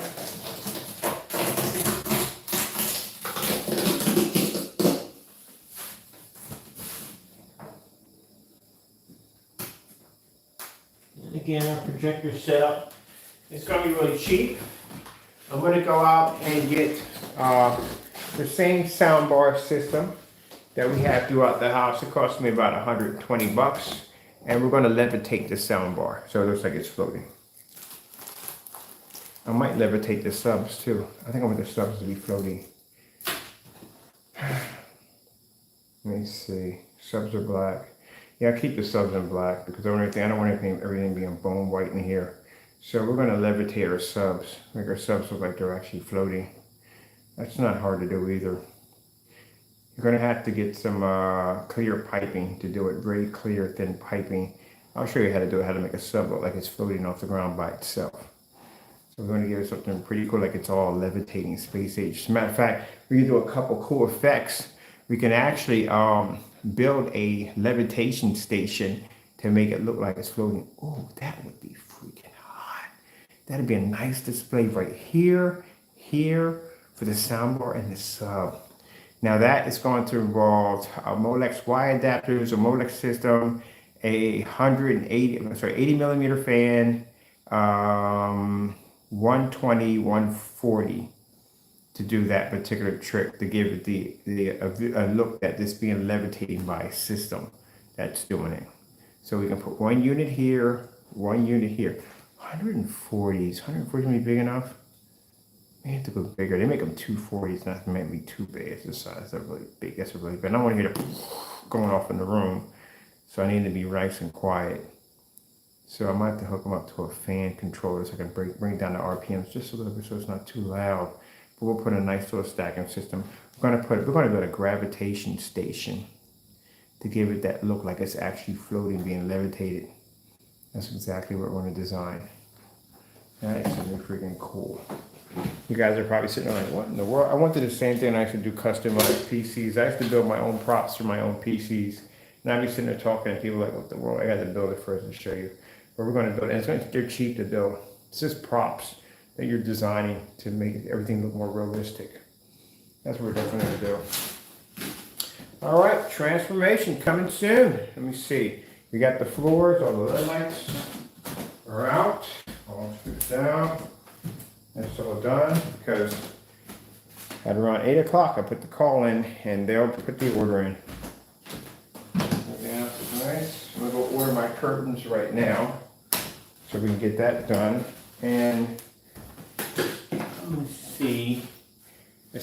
We get one Molex adapter. It's going to be to run 2 of the levitation units, gravitation levitation unit. So it'll run one right here and here with no problem. That'll be one Molex. We need a Molex for the sub. Well, actually, truthfully, if we get a Y adapter, for a Y adapter and a Molex Y adapter and Molex extender, we could basically run, because it doesn't take much power, 2 levitating systems and the one for the sound bar. We could do that with one. And the other Molex adapter will be dedicated for the sub. So I want the subwoofer over here. I want it floating. What you doing, buddy? As for all these wires and stuff, we got to get something to hide all the wires so they disappear. That's what we're going to do next. Oh, this is going to be fun.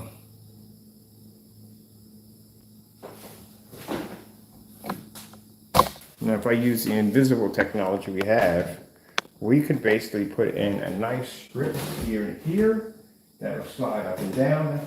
And we can put a projector right back here, a portable projector. I got a battery-powered portable projector, about 50 lumens. I can stick that right there, and I can put a display right here that I can slide up and down. And that pretty much is cheap to do too. Let me see, we got everything. Cord, all that stuff. We're gonna have to run the internet someplace else because, oh shoot, forgot. Wait.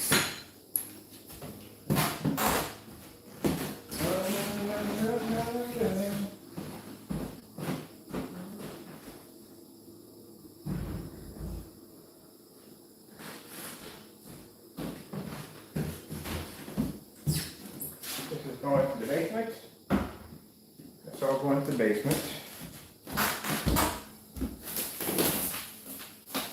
So we're going to have to do 2 frog tapes in here.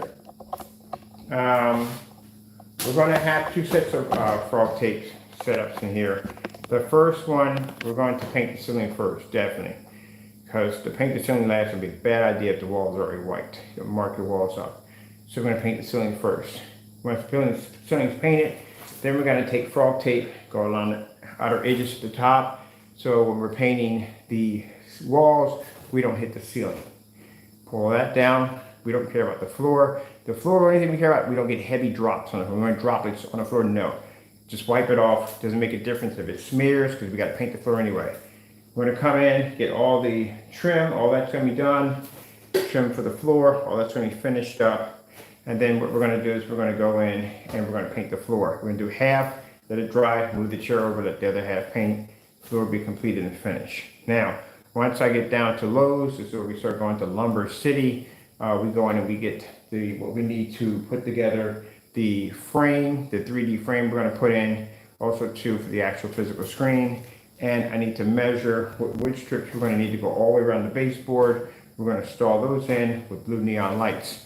Now, the pieces of wood strip are not going to fit flat to the wall, because my walls in here aren't exactly flat. So what we're going to do is we're going to bracket them and tighten it to the wall as we possibly can, and then we're going to get some of that caulking, white caulking, go over to the top of it, seal in any gaps that may push any lights through, because we want no lights to push through, and lights to be completely blocked so they only hit the floor only. We don't want them splashing back on the ceiling. Put some white caulking all the way around, and just go back over with the paint, and we're finished. That's it. Install the lights in, and we got a nice soft glow all going all the way around. Doesn't cost a lot of money to do it, real cheap.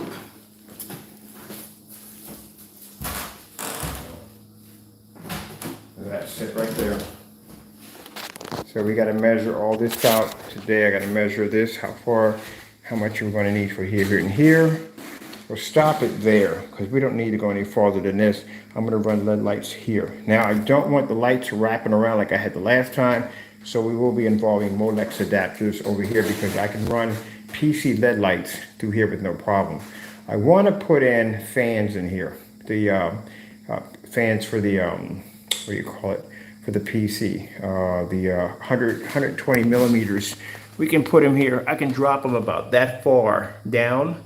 That way I can run a little cool air down here because I got a lot of my discs and stuff like that down here. And I want a nice little cool glow in the dark effect with the lights and the fans running at the same time.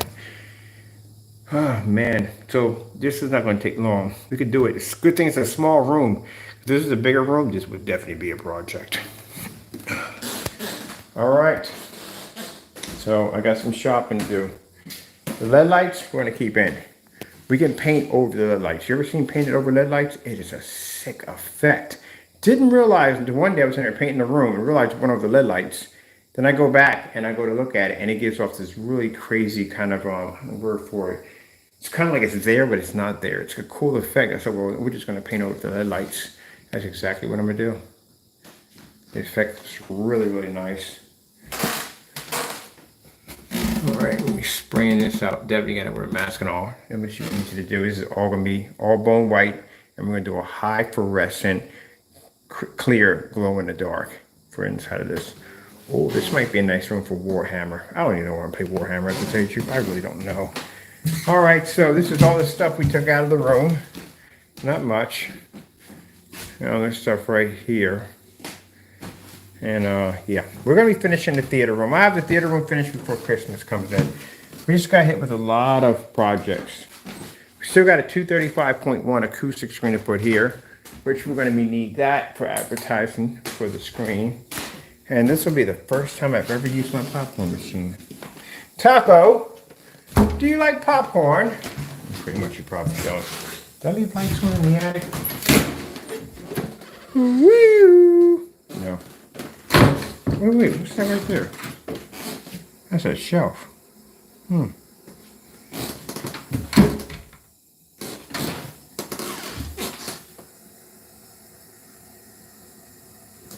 The heck is that noise?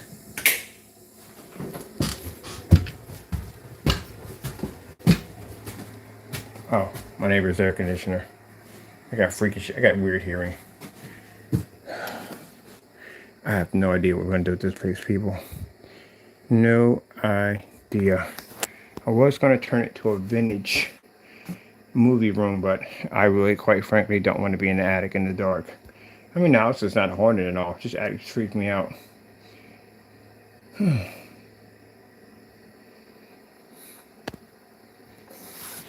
That works. Don't even use that. Oh, I forgot we even had to it. Where did that projector? That's the, oh, I could be using this. What do I need to stand for? Somewhere I needed to stand. I definitely could have been using that right there. I wonder if there's anything up here that I can utilize that I'm not using. Some of the collection toys. I got some up here laying around. Superman in the corner. Let me see.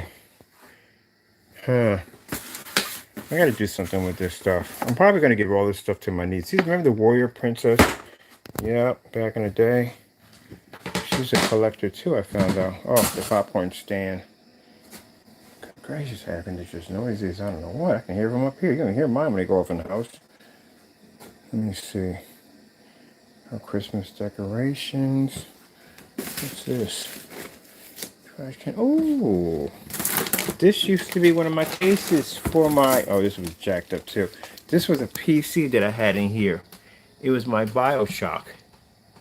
And somehow the moss that I had on the outside. This is all mod work. We're building your own mod cases. This is my own PC case I have right here for BioShock. But anyway, somehow whatever what they used for to make the moss gave me an allergic reaction. I couldn't touch it. I couldn't go near it. Oh, this is my poker game. Oh, Thanos' glove. I know it's up here somewhere. Oh, let me see.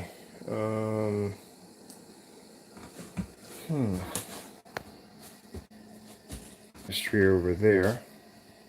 That's the stand to the ultra short throw. Right there. Let me see. I'm gonna do something with that. I have no place to put that at. There's no purpose for it. No thing we're doing. Oh, quarter screwdriver. Forget that. Oh, bristles. I had these when I was a kid. Bristle blocks. Remember, these are old back in the day. But never opened them up. Is my hot shot basketball player up here? Where is that? Where's my hot shot at? I gotta get a light in there. I'm gonna get a light in there. Oh, wow. Really? This is an old remote control Firebird. This is when it had the wires connected to the back of them.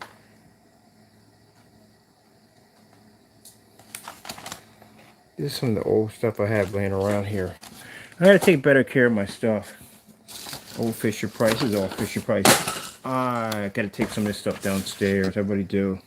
Hey, what are you? Right there. I gave away a bunch of old games to a friend of mine online. Cool dude. And I'm not doing anything with it, but I remember I had one of these when I was a kid on the bus. I have a bunch of these. Where are these? I need to get up here and sort my stuff out. Poppin' Chicken. You ever have a Poppin' Chicken when you were a kid? This is the real one by Ohio Hearts. Real Nick and Dan's like, where do you guys get this stuff from? He goes, oh. A game I absolutely hate, but I bought it anyway because it's rare. The Super Soaker they used to have for kids. And if your Super Soaker has that particular name on it, it's a real one. They made so many generic versions of them, but these were the actual first and real Super Soakers that came out.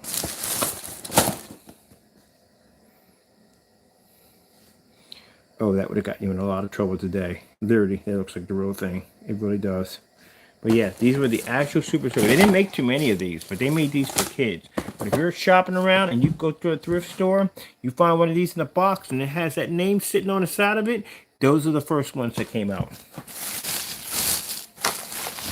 Oh, Tom and Jerry shave set. Look at this. This company doesn't even exist anymore. Yeah, I collected everything I could get my hands on. Barney napkins, yeah. Brand new. Barney plates, these are the original ones when Barney first was big and popular. Before we went all crazy. Do you know how old this is? You ever watch the old Tom and Jerry where they would kill bugs? These are old bug sprayers from way back in the day. Somebody had 4 of those. I could have wrapped this stuff, do something better with this stuff. This isn't collectible. It's something I had. I have 4 of those. I gotta come in here and get this place organized. I had 4 of those.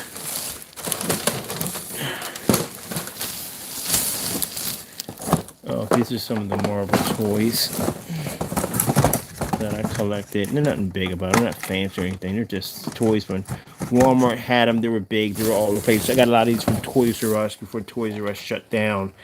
You know, I got a bunch of those. I got a stack of those somewhere around here. This is really old. I had one of these when I was a kid. Fisher Price Play Gym. This is the real deal right there. Oh, there's Xena. I knew I had her.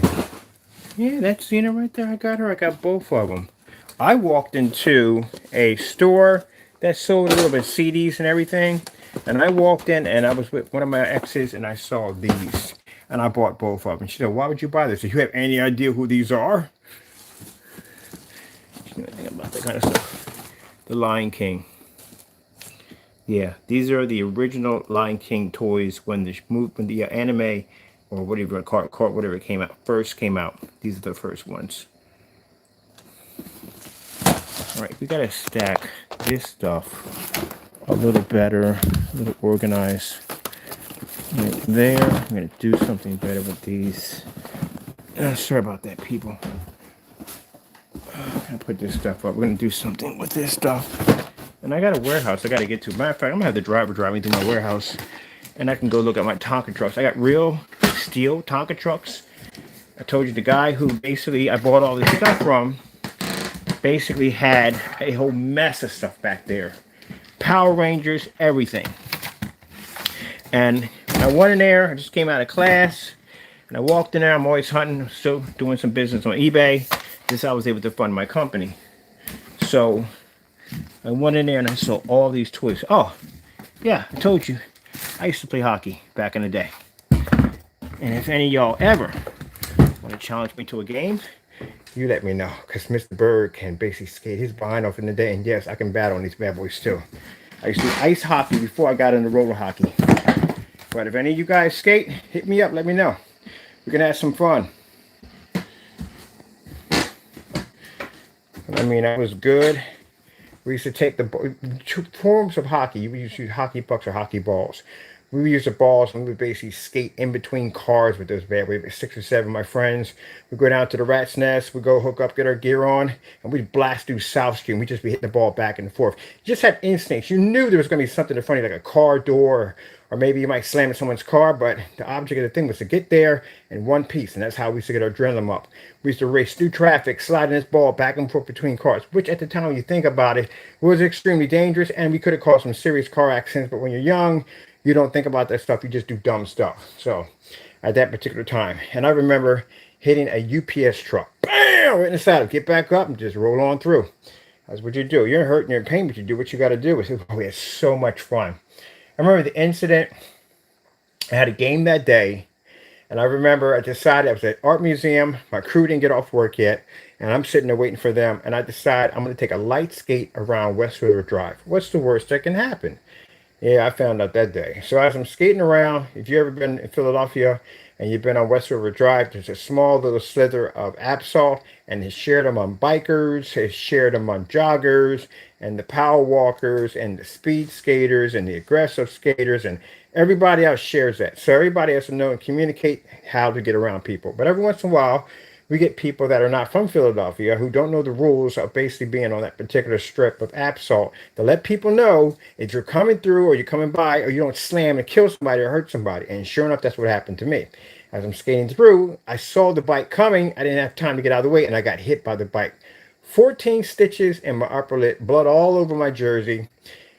My friend just happened to be down there. I was coming in the parking lot. He literally thought I was coming from a game because you know, blood all over you anyway. You get in a game, you get in fights and stuff.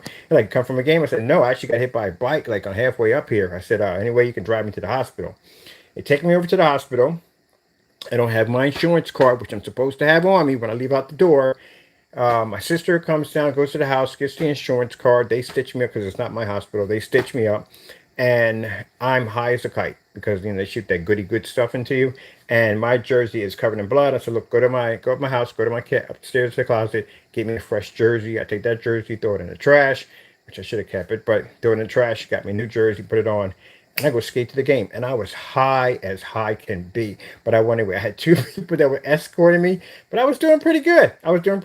I seen people drunk ride on these things. I think people smoking weed on these things. And we used to do the city skate.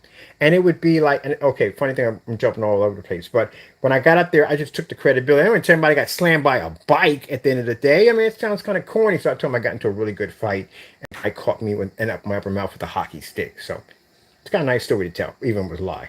But anyway, we used to have the city skate. Oh, that was so much fun. So much fun.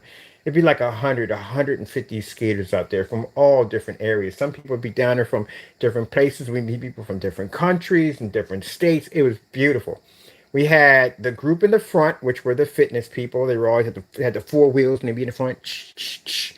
The ones that would be in the middle would be the beginners, just learning. The ones in the back would be the aggressive skaters, the ones that like the grind and all that stuff, because, you know, we're going to fall behind anyway because we see a park bench or we see a railing they want to nail and have some fun with, do a little recording, you know. And then the ones in the way back were the weed heads.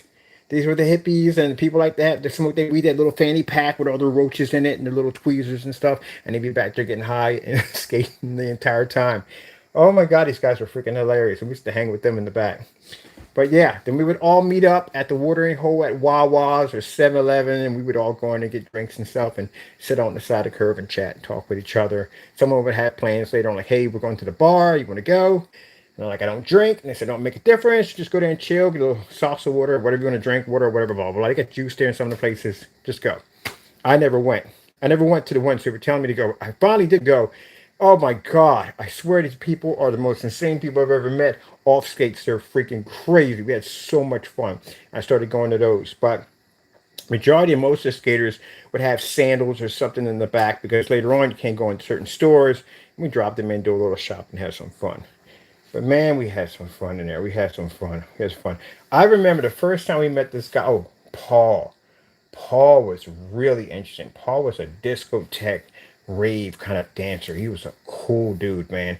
He just had this energy about him, was freaking amazing. He would charge the entire group just being around this guy. Paul was funny as on what. That's one of the other cool dudes we used to skate with.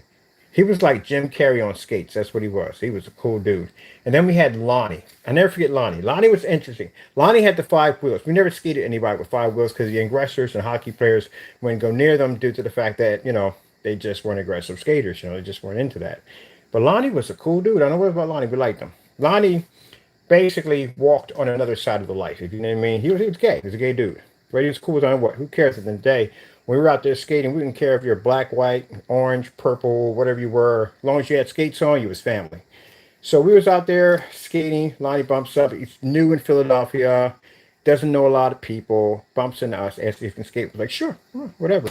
I was a good skater. A really, really good skater. So we had no problem. We couldn't keep up with him because he was faster than us because he had those speed skates. But he was a cool dude.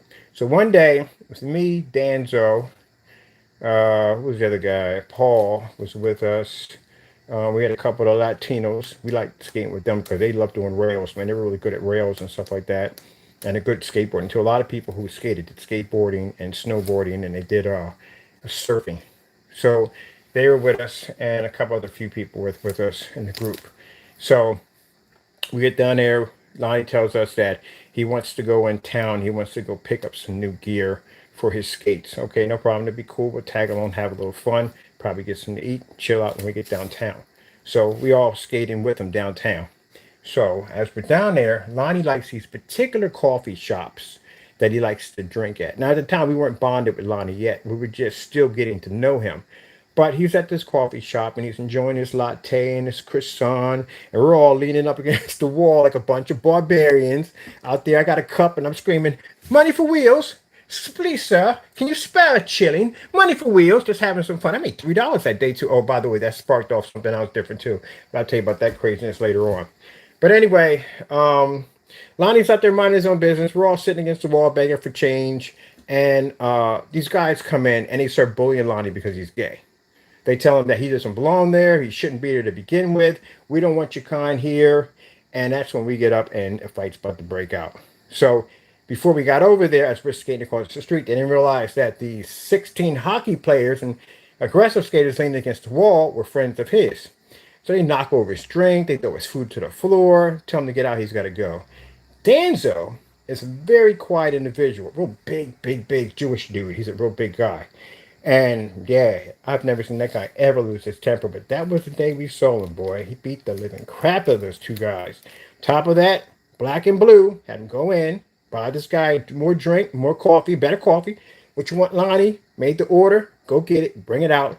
I don't want to see you around these parts no more. And we never saw him again. We were looking for him, but we never saw him again. But man, I'm telling you, yeah, after that, our bond with Lonnie was real tight. Because he never had anybody stand up for him. People were always constantly tearing him down all the time. But, fortunately, not fortunately, but he ran into a crew that basically would support him, have his back no matter what. And if anybody got in his face, they had to go through all of us. But ever since then, we've been good friends after that. And man, we had some crazy fun down on them skates. Oh, the Vampire Club. Philadelphia has a Vampire Club, which at the time, I didn't know. So we're all at the Rat's Nest late at night, 12 o'clock at night, skating around, having some fun, drinking Gatorade, eating food, whatever, blah, blah, blah, having some fun out there laughing. My buddy, it does carpentry. He built a portable ramp. So the guys were having fun jumping off this ramp. Every time we come out, we'd bring the ramps. He had his own rail system because he was a welder. And he brought little rails down that we could jump on. So we're out there having fun. So as we're out there, we see some dude like run past Rittenhouse Square. Rittenhouse Square is an area that has a lot of cobblestones. It's very historical, has a lot of grooves and corners and all that stuff in that area. And we watched this guy run by with a red cape on. And I'm like, anybody else see that besides me? So the guy in the back was like, I'll give $50 Whoever can get the cape. And they took off. We had bikers. That's when we had the BMS bikers were with us that day. We had the BMS bikers, the skaters and grassers, everybody that were just running all up and down these corridors, all up in Rittenhouse Square, trying to figure out we're gonna beat the guy up. We just wanted his cape. I would pay for the cape at the end of the day. I just wanted the $50. But it's an object of getting the trophy of the cape. So as we're running all through this area looking for this guy, we see him a couple of times and he disappeared. He was gone. Nobody found him at all. So nobody got the 50. But the funny thing about it all is many years later, when I don't skate anymore, my sister brings over this guy, right? Cool dude. He passed away about a couple of years ago, but cool dude. And he was a short dude, wore a lot of black all the time, black nails and stuff like that. I think he was into golf. So we're all out there talking and having fun. He tells me that, he's in a vampire club. And I'm thinking, oh, that must have been one of the vampires that we're chasing. That's what we saw. We saw somebody. So basically, in this vampire club, you have to go through this whole cloak and dagger. There are other vampires hunting you, and you can't be caught. You can't be seen for so much. I don't know what it is, the formality of it all, but you can't be seen. You can't be caught. That's what it is. You have to go through some kind of cloak and dagger and hide and whatever, so on and so forth. Unfortunately, we made it kind of rough for this guy to get his initiation because he had a bunch of people chasing him for his cape. You know what I mean? So as we're talking to Lonnie at the table, having this conversation with him, it's like coming back to me. Like we were literally chasing one of these guys, like literally through the Rittenhouse Square. And he makes this statement that he literally got chased down by a mob of people that were on bikes, skates, and everything else you could possibly think of. What are the odds that we actually, the person many years back that we were chasing up and down those areas happened to be the exact same person that was sitting at my table and I was sitting next to him at a family barbecue? Now, for people who sit there and say, oh, but that's pretty far-fetched. No, crap like that literally happens. That's happened to me twice in my lifetime. Well, not for me. I seen it happen to two other people. All right, so as I dig into this, I'll tell you something pretty crazy. When I was locked up, we had a fellow by the name of George Gardner and David O'Neill. George Gardner was a person who grew a lot of weed. He sold and distributed weed in his backyard. David O'Neill was a person who smoked a lot of weed. So these guys later on the lockup became really good friends. They were totally different people. George was a tall dude, stocky built white boy, and David O'Neill was a brainiac. He was real smart, real intelligent. And for some reason, these two, their friendship just clicked. They became really good friends. So you couldn't see one without the other. So long story short, we're all sitting in a cell waiting to be brought up for basically to tell them what's going to happen to our faith. Whether we want to go back to the unit or we're going to go upstate. And we don't know which one. We're all jubies at the time. So anyway, as we're in there, people talk. So David starts talking about, they both live in South Philadelphia. They're from my neck of the woods. Well, I'm not from South Philly, but they're in Philadelphia. And he talks about how in South Philadelphia, the alleyways, there's no area where you can run down. In North Philadelphia, you can run down an alleyway, you can cut. But in South Philadelphia, they go all the way down. So one long strip to the end of the block, and then they cut. So if you're being chased down an alleyway, you better be to run as fast as you possibly can because it's a long strip. Hopping over someone's gate, you really don't want to be doing that because you might jump in the gate with a pit bull or anything be there waiting for you. Really don't want to do that. So what happened was David just happens to be trotting down this alleyway and he smelled something familiar. He smelled weed. Sorry to put this in the demonstration, but it's funny as on the what. So anyway, as he starts looking around, trying to figure out where the smell's coming from, he notices this yard with a lot of barbed wire and keep out and so forth and so forth. But he decides to get around this, climb over this gate, pulls out a glad trash bag and starts pulling trees. No, this guy literally had trees in his yard and he was pulling them out. Of course, when you grow stuff like that, you're friends with the neighbors and so forth, and everybody keeps a blind eye as long as they can get a hookup. And this guy didn't mind. George Gardner was a cool dude at the end of the day. So anyway, David starts pulling this weed up from the ground and throwing it in the bag, and he's laughing like how much money he's going to make and how much he's going to smoke. And he decides to, when instincts tell you to quit and go. But he's getting more and more and more. All of a sudden, this guy busts out the front door with an axe in his hand. That is George Gardner. And George Gardner starts chasing David O'Neill. David O'Neill jumps over the gate with the weed, and the guy chases him down this long alleyway with an axe in his hand. and David decides to hit the side of the wall and ricochet and hit one of the walls that look weaker, one of the fence weaker, crashes through somebody's barbecue. Lie to you not, runs across his barbecue, and you're in the barbecue watching one white guy crash through your freaking fence, and another one come through with an axe in his hand. So long story short, David got away with the weed. Now, as he's telling his story, George Gardner's eyes start getting bigger and bigger and bigger. And we're all sitting there like, what the freak? What are the odds that these two met each other many years back on bad terms and now they're friends? George starts laughing and says, the guy was chasing with the axe? That was me. So they didn't fight anything. They just laughed about it. And the guy was, George said, you're lucky we're good friends because I'd beat the living crap out of you. And George was a pretty big guy compared to David was not a big guy. But it was hilarious. We just all sat there, jaws open, like, wow, like the odds of you two ending up in this place. It's crazy. But yeah, stuff like that happens in life. Yep. Be surprised. Oh, there's Barbie. We got the Barbie tape. Tape. Yeah. Oh, Family Ties had their own video game. Did you know that? Not video game, board game. I gotta bring some of my friends down. That's what I do. My friends who play board games. They love board games. Ouch. I hate. This is why I hate the freaking attic. The ceilings don't go well with me. But I gotta bring some of my friends down here, and we gotta play some of these old games.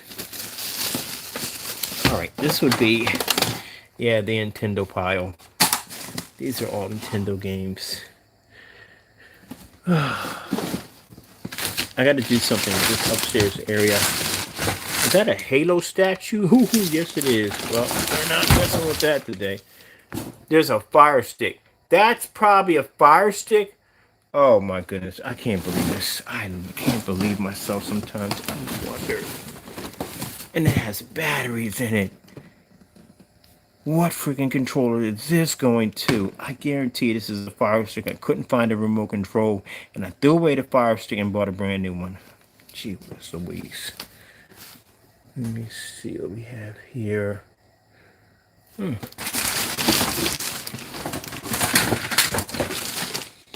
got this from Disney World. This thing still works. Batteries probably died by now. Probably batteries are probably dead. I gotta come out here and take the batteries out of a lot of this stuff because this stuff shouldn't have the batteries in it. Oh, it still runs. Okay, cool. Oh, that's a fuzzy bear.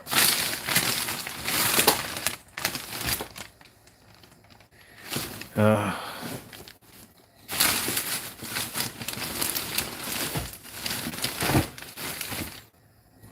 can't get through that because I'm kind of like a master system. I'm gonna buy a game for that. I got a game system for that. Where we put it at. Oh yeah. This is nice when you want to walk on the boardwalk and get in trouble with the cops. You don't want to get in trouble with the cops, but it's funny because they think you're actually drinking beer. You're not supposed to drink beer, but there's nothing coming out of that.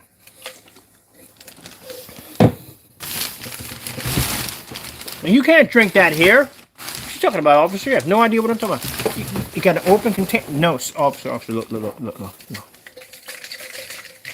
I thought this was so cool when I saw it. All right, we got Superman over here. Over there. What else do we have over here? Oh, Taco. I got someone worthy to do battle with you. And I think I got the remote controls for him too, around here somewhere.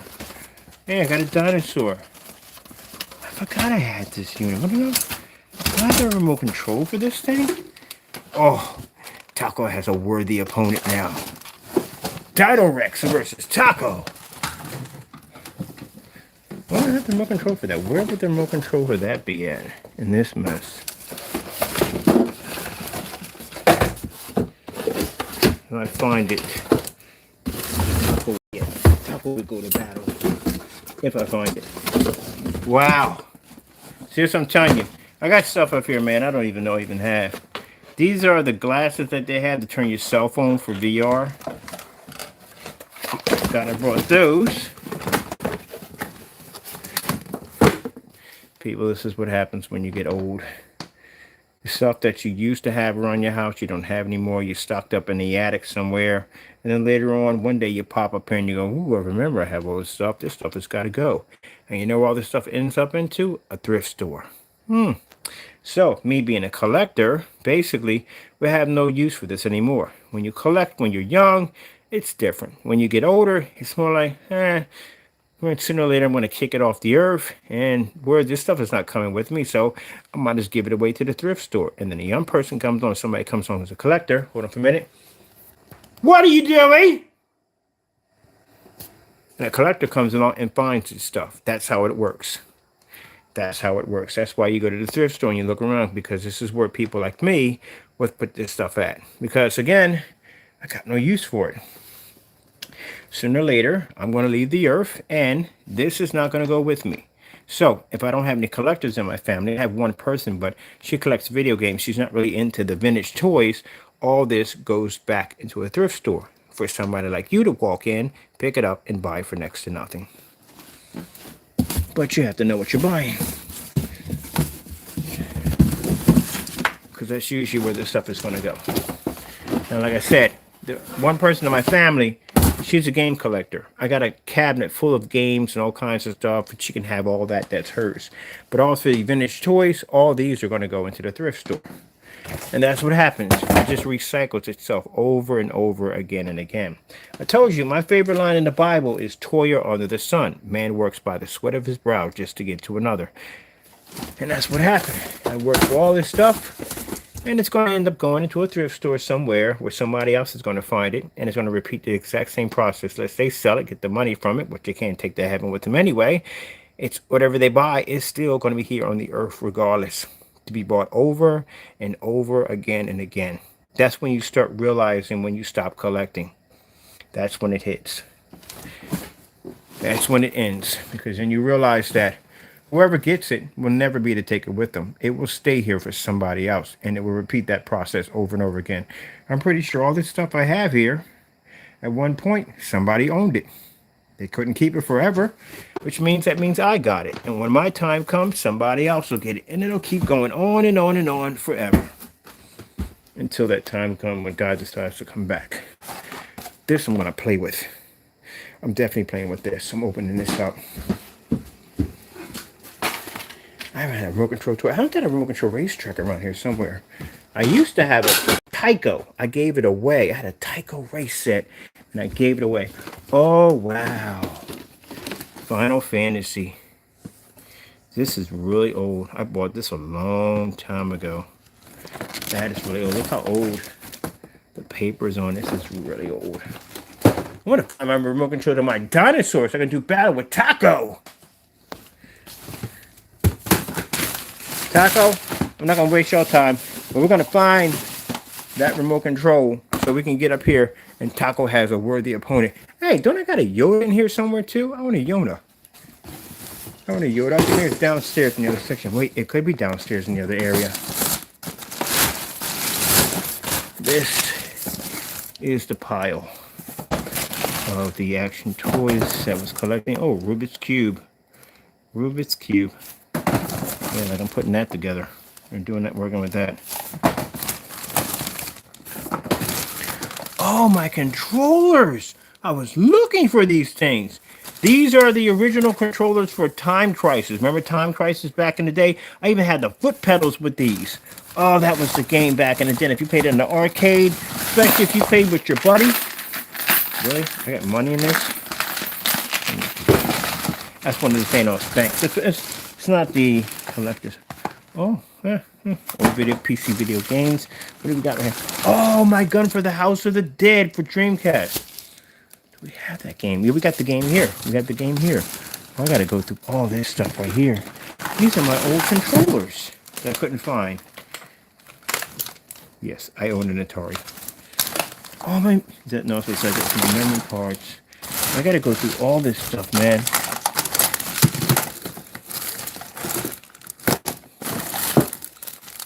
Wow, these are my pins when I went to Disney World. It's a collectible pins. This is what happens when you get old. You start going through stuff like, I forgot to put all this stuff. Ah, I forgot what movie this was from, but I liked the chicken and I bought it.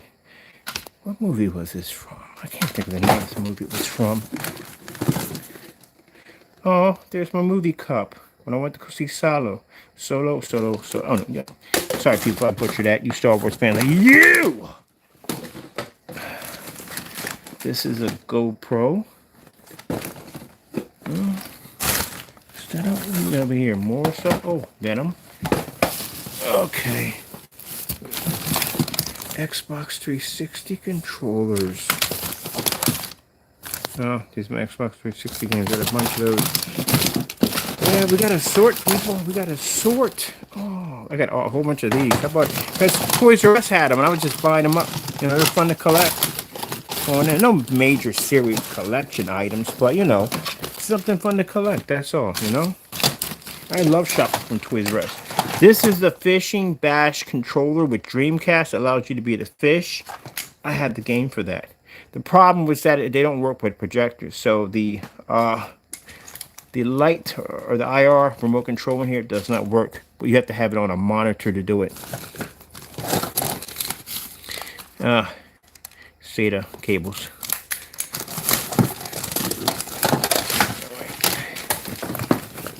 Cube. Oh, what the freak? This is N64. Was it WWF Warzone? Yeah, mint condition. Do anything with that? Well, I got the RetroPie downstairs, so it's no purpose anyway. Hold on for a minute, I gotta get in the middle of the freaking, because if I stretch, I can't stretch because the things are slanted. Alright. We're gonna have to figure out where we put it, because I really don't know what I did with it.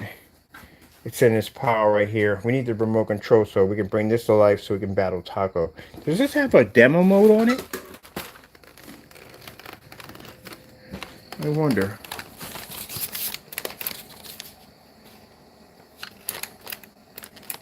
Batteries work.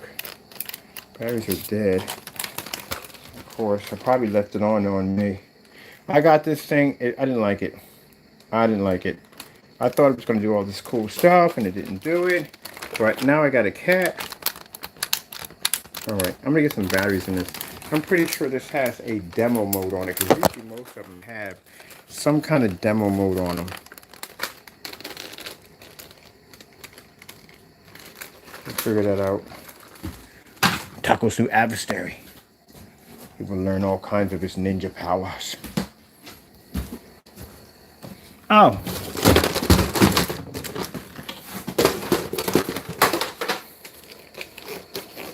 Oh, I took the batteries out of these. Oh, no, I didn't. Turned it off. For those of you who claim to have these massive 15,000 lumen projectors, and to have these, I can't believe I found a fire stick up here. That's where I lost it at. Lost my fire stick at.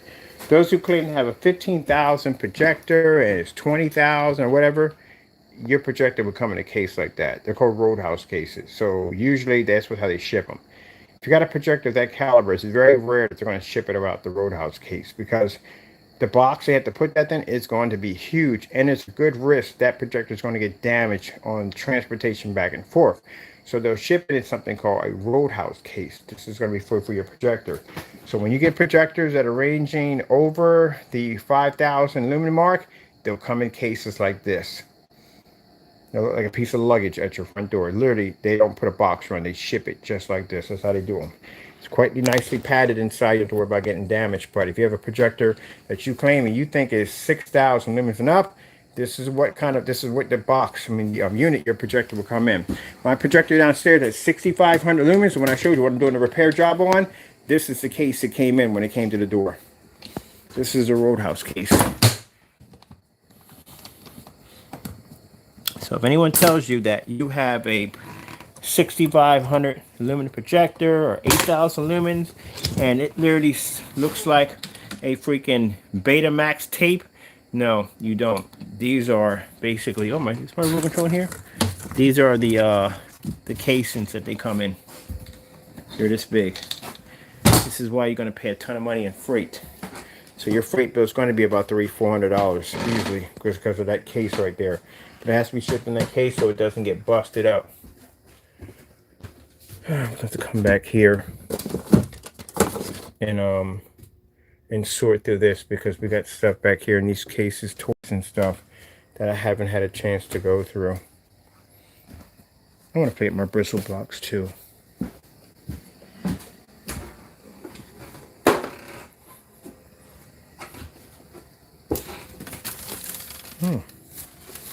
This is Fallout. I know that. That's my alarm going off before me. Oh, this is the gun for fun. I like this gun right here. I was trying to get the freaking helmet, but somebody bought the helmet before I can get my hands on it. This reminds me of BioShock, I swear. It reminds me of the Big Daddies. Reminds me the Big Daddies were carrying these. All right, I'm gonna put you, because I gotta come up here. We gotta sort the attic out. I'm gonna put you here.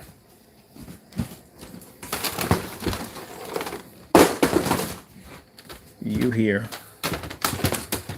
And you over here. Oh, this is old. Handheld baseball game. If you ever played football game on those handhelds, like some people will play them now and go, what the freak am I doing? It's a bunch of little dots. You'll figure it out. Because we did. There's no graphics or none of that stuff. You had dots, red dots on the board, and that's how you played. At that particular time, they didn't have that kind of technology. Oh! I forgot this was in here. Not a big fan of Xbox, I'm going to tell you that right now. I bought this, didn't like it, stuck it down here in the box. It works, just don't touch it. Let me put it over here. Not a big fan of it. I had it set up in a couple of the demonstrations, but... Oh, there's the box to my generic projector right there. Right there. My flight sticks. Right there. Groot.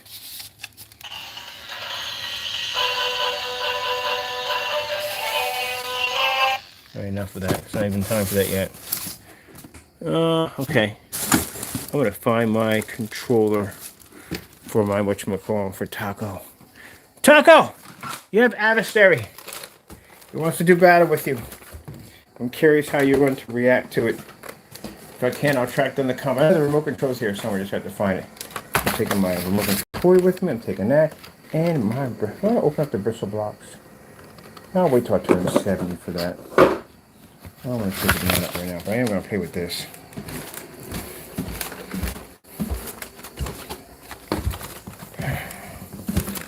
Another thing, too, I'll probably never turn the upstairs. The staircase. Can you imagine me... Oh, I don't even think about it. It's bad enough I had to carry stuff up and down that area.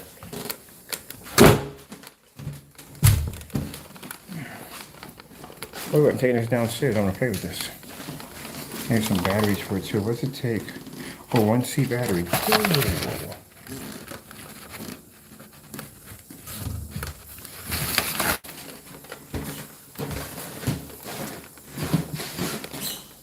All right, this all cleaned out.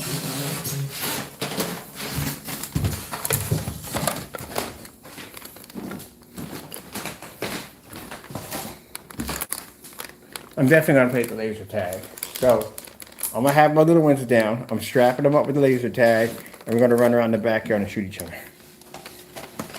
So, we got the laser tag set up. Here we go. I had 2 of these. I used to have 2 of these. Remember I told you about the name you want to look for? That's the original Super Soaker. So if you see anything with that name on the side of it, those are the real ones, not the fake ones. They made so many fake versions of the Super Soakers. People get them, think they're worth some money, and they're not. This is the company that started it all, right there. Let me see. It's even got a patent pending attached to it, too. Which means that's not in a, what you call them, that's not a, whoa, they were in Philadelphia? Really? I never really look at this stuff, honestly. It was in 1990, and they were in Philadelphia. Interesting. I wonder if I can track down the company. I wonder if it's still around. I didn't know they were based in Philadelphia. Well, that's something to look up. Yeah, but I had two of these, and the fellow who came in to do the work for my internet, we got to talking about. He didn't even know I even had these set up. They're upstairs, and he was talking about when we were talking about old toys back in the day, and he was talking about how he had a Super Server. He got it for his birthday, and they had a pool party, and somebody stole it. And his mother was so mad with him because, she spent the money for him. She never bought him another one. And when he was telling that story, I went upstairs and I had two of those and I gave him one of them. So he just couldn't stop thanking me about it. But, sometimes having something from your childhood is a beautiful thing. So that's what I was making so much money on eBay, because I was giving stuff to people that at the end of the day, they would be missing from their childhood. I used to have the Fisher-Price bubble mowers, and I hear all kinds of stories about people who had these toys or wanted these toys when they were young and couldn't get them. Maybe the father and mother didn't have the money at the time, and you always think in the back of your head that's the toy you always wanted. And here I am, I had them. Well, I still have them. All right, so I got to take all this stuff downstairs. It's going to be a lot of work. Hold on for a minute. Taco, come here, man. Look, your adversary. Look at him, study him. He's good. He can probably think that's another cat. He didn't rub his face on it. Are you good? Are you ready to do battle with it? Pretty soon it's going to be on. I'm going to find a remote control, and I got it around here in the house somewhere. I'm going to turn it on. We'll see how Taco reacts. He may attack it. He may run from it. I don't know. Usually that's what happens when he gets new toys. Come on, buddy. And it's sensor too, which means if he walks in front of it, it goes off. Just have to get some batteries for it. All right, people. We are going to got the area prepped and ready to go. And at 8 o'clock, I got to call Sherry Williams. That's where I'm getting my products from to start the process on the room. And then we're going over to Lowe's on Friday. Now, those of you that are waiting for your screen paints, we do things differently over here, so I can explain this to you. Not trying to be rude when I say this, people, but some people don't understand our products are not simple to make. It's not like going down to Home Depot and Lowe's and picking up whatever you want. It doesn't work that way, okay? If we had that stuff, it would never pass our test to begin with. So, our products are shipped in from someplace else. We don't tell you where, but it's shipped into someplace else. Everything should be here between today and tomorrow. We all know the process, how we do things, how we do things. Other people, I'm talking about, don't, because they don't order from us. So, everything will be here. We'll mix everything together, which you can't see. We'll mix the product as we do on camera, paint it in, and the beta tester is already waiting already. He's already setting up for it. Out of a gallon, we will be out of the 5 gallons we will be making. We'll be doing the test and all, but out of that gallon, once all tests are done, Jamie will be getting part out of that gallon, and the tester will be getting the other half. Now, the reason why it's being done is just to cut down on this individual committing any fraud. This is a product that he cannot afford to lose to, and he will. He will lose to it because, number one, we gave him a challenge, just a test to see exactly if he could do it. Just filling it out. We gave him a test to complete all challenges under 2.0. He hasn't started any of them at all. We know that from the door. So the fact that you can't match the test demonstrations clearly show that you can't match the product. If your product matched Network Gray 773 in any way whatsoever, you're going to have a problem with the screen. It doesn't match Network Gray, and out of the 9 certified screens tested, only one of them was able to match the screen. So that's something else you're going to have a problem with. Can he make the product? We already went over that about a couple of days ago. We made 2 mixes. We made one that was a dark gray that actually matched the UV mix, and the second one we made was a little bit lighter, but almost near that complexion. No, yeah, our screen was darker. That one came up lighter, and we still pulled a higher white level than that paint. So he can't make it. So that's going to be a problem. Dark environments, yeah, don't go into a dark environment, dude. Don't do that nonsense. The tester will be in a fully lit environment. All tests were done in fully lit environments. Do we mind being in a dark environment? No, we don't mind. But if he does the entire demonstration in a dark environment, it will clearly show that his screen does not pull up in a fully lit environment. Our product is ambient light rejection. Again, how are you going to compete with a product, number one, that costs less than yours, can pull better contrast in your product, pulls better color than your product, does not require expensive or calibrated projectors or projectors with high contrast, doesn't cost customers a lot of money because it's been a great deal for a projector to make the screen look like something that's not. It's not stuck in a dark environment, as you saw with the max out zone and what we do upstairs. So that is going to be another issue for you. And you're going to have to show contrast levels in those demonstrations in a well-lit environment. If you turn out the lights and you're in the dark showing a contrast level, you have failed automatically from the door. So it's going to be a hard one for you, just to let you know. And then again, you can't mix the environment or mix the product and make it look darker because the beta tester is going to have the same product you're going to have from the same container. So it's going to be hard for them, very hard. So there's nothing you can do. It's a damn if you do and damn if you don't situation. Any one of those things, you will fail. You're going to have to beat that screen 100%. So good luck on that. And again, as I said before, I can't put this out enough. Say was able to make the product and match it. Let's just say was able to. You're going to have to complete all tests under that product to claim it to be that product. You understand how that works? You can't just do one demonstration and go, oh, I got... No, all test demonstrations have to be challenged and beaten live. It's a 3-hour test. So none of that's going to happen at all, period, people. I've seen the way he mixes paint. I've seen the way he tries to give out free ingredients. It's basically pretty bad. It's a basically black and white mixture. That's what it is. So you're going to have a rough way to go, buddy. And if you don't beat that product, then again, your sales are automatically increasing with the gray. We have the black technology sells very well, but the gray is increasing because we think a majority of those customers are coming from your base. And on top of that, keep in mind, the product is much more reasonable. It's $38 to paint a screen of 150 inches, and it only requires 40 ounces to do it. So you cannot afford, this is going to be a worse impact than network gray, much worse.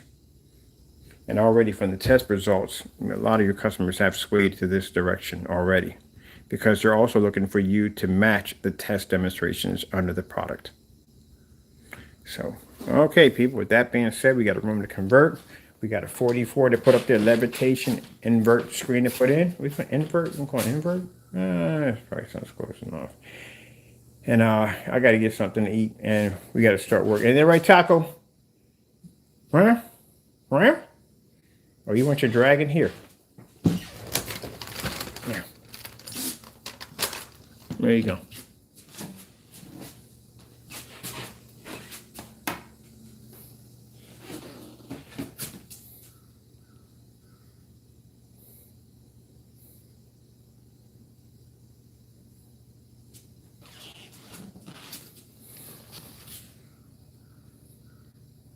Sizing it up. It's yours. Wait till I get the batteries in it. And you, okay.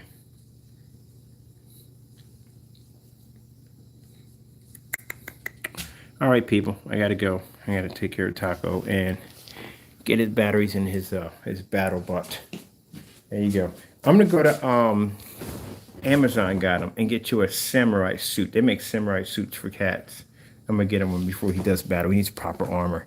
You need proper armor. You need it. You have to have proper armor. You can't go to battle with that without proper ammo. How dare you bite me? I don't even know you that well. Come here, you little feisty monster. You let go. Yeah, that's what you call a trained cat. All right, Taco.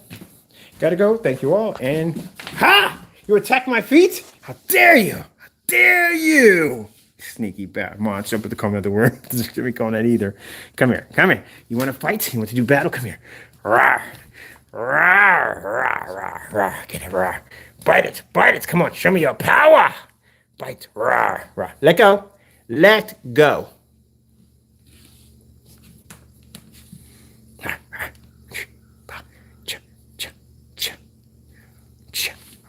Let go. Let go. What did I say?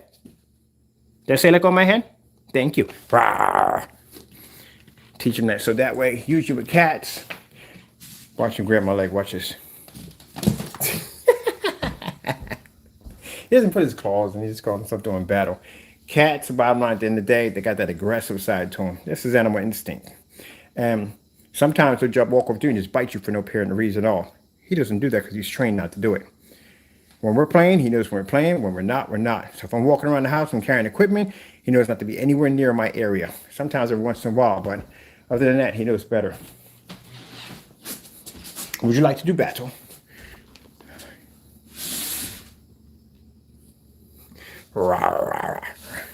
This is the most I'll let you bite me. You know that? That's the most I'll let you bite me. Yeah, I got his ears pointed back. Can I touch your face? Don't touch me. Don't touch me. Come on, I just want to touch you for a minute. Here we go. See that instinct kick in? Let go. What did I say? Let go. Know your place. Now watch when I get up and walk away. He's going to try to attack my leg. Oh, he's funny. He's funny. All right, big man. I got some tuna fish in the refrigerator, some salmon, so I know you like that. You don't like that freaking tuna fish. I don't know why. All right, so I'll get you something to eat right now. All right, people, I got to go. Thank you all, and God bless.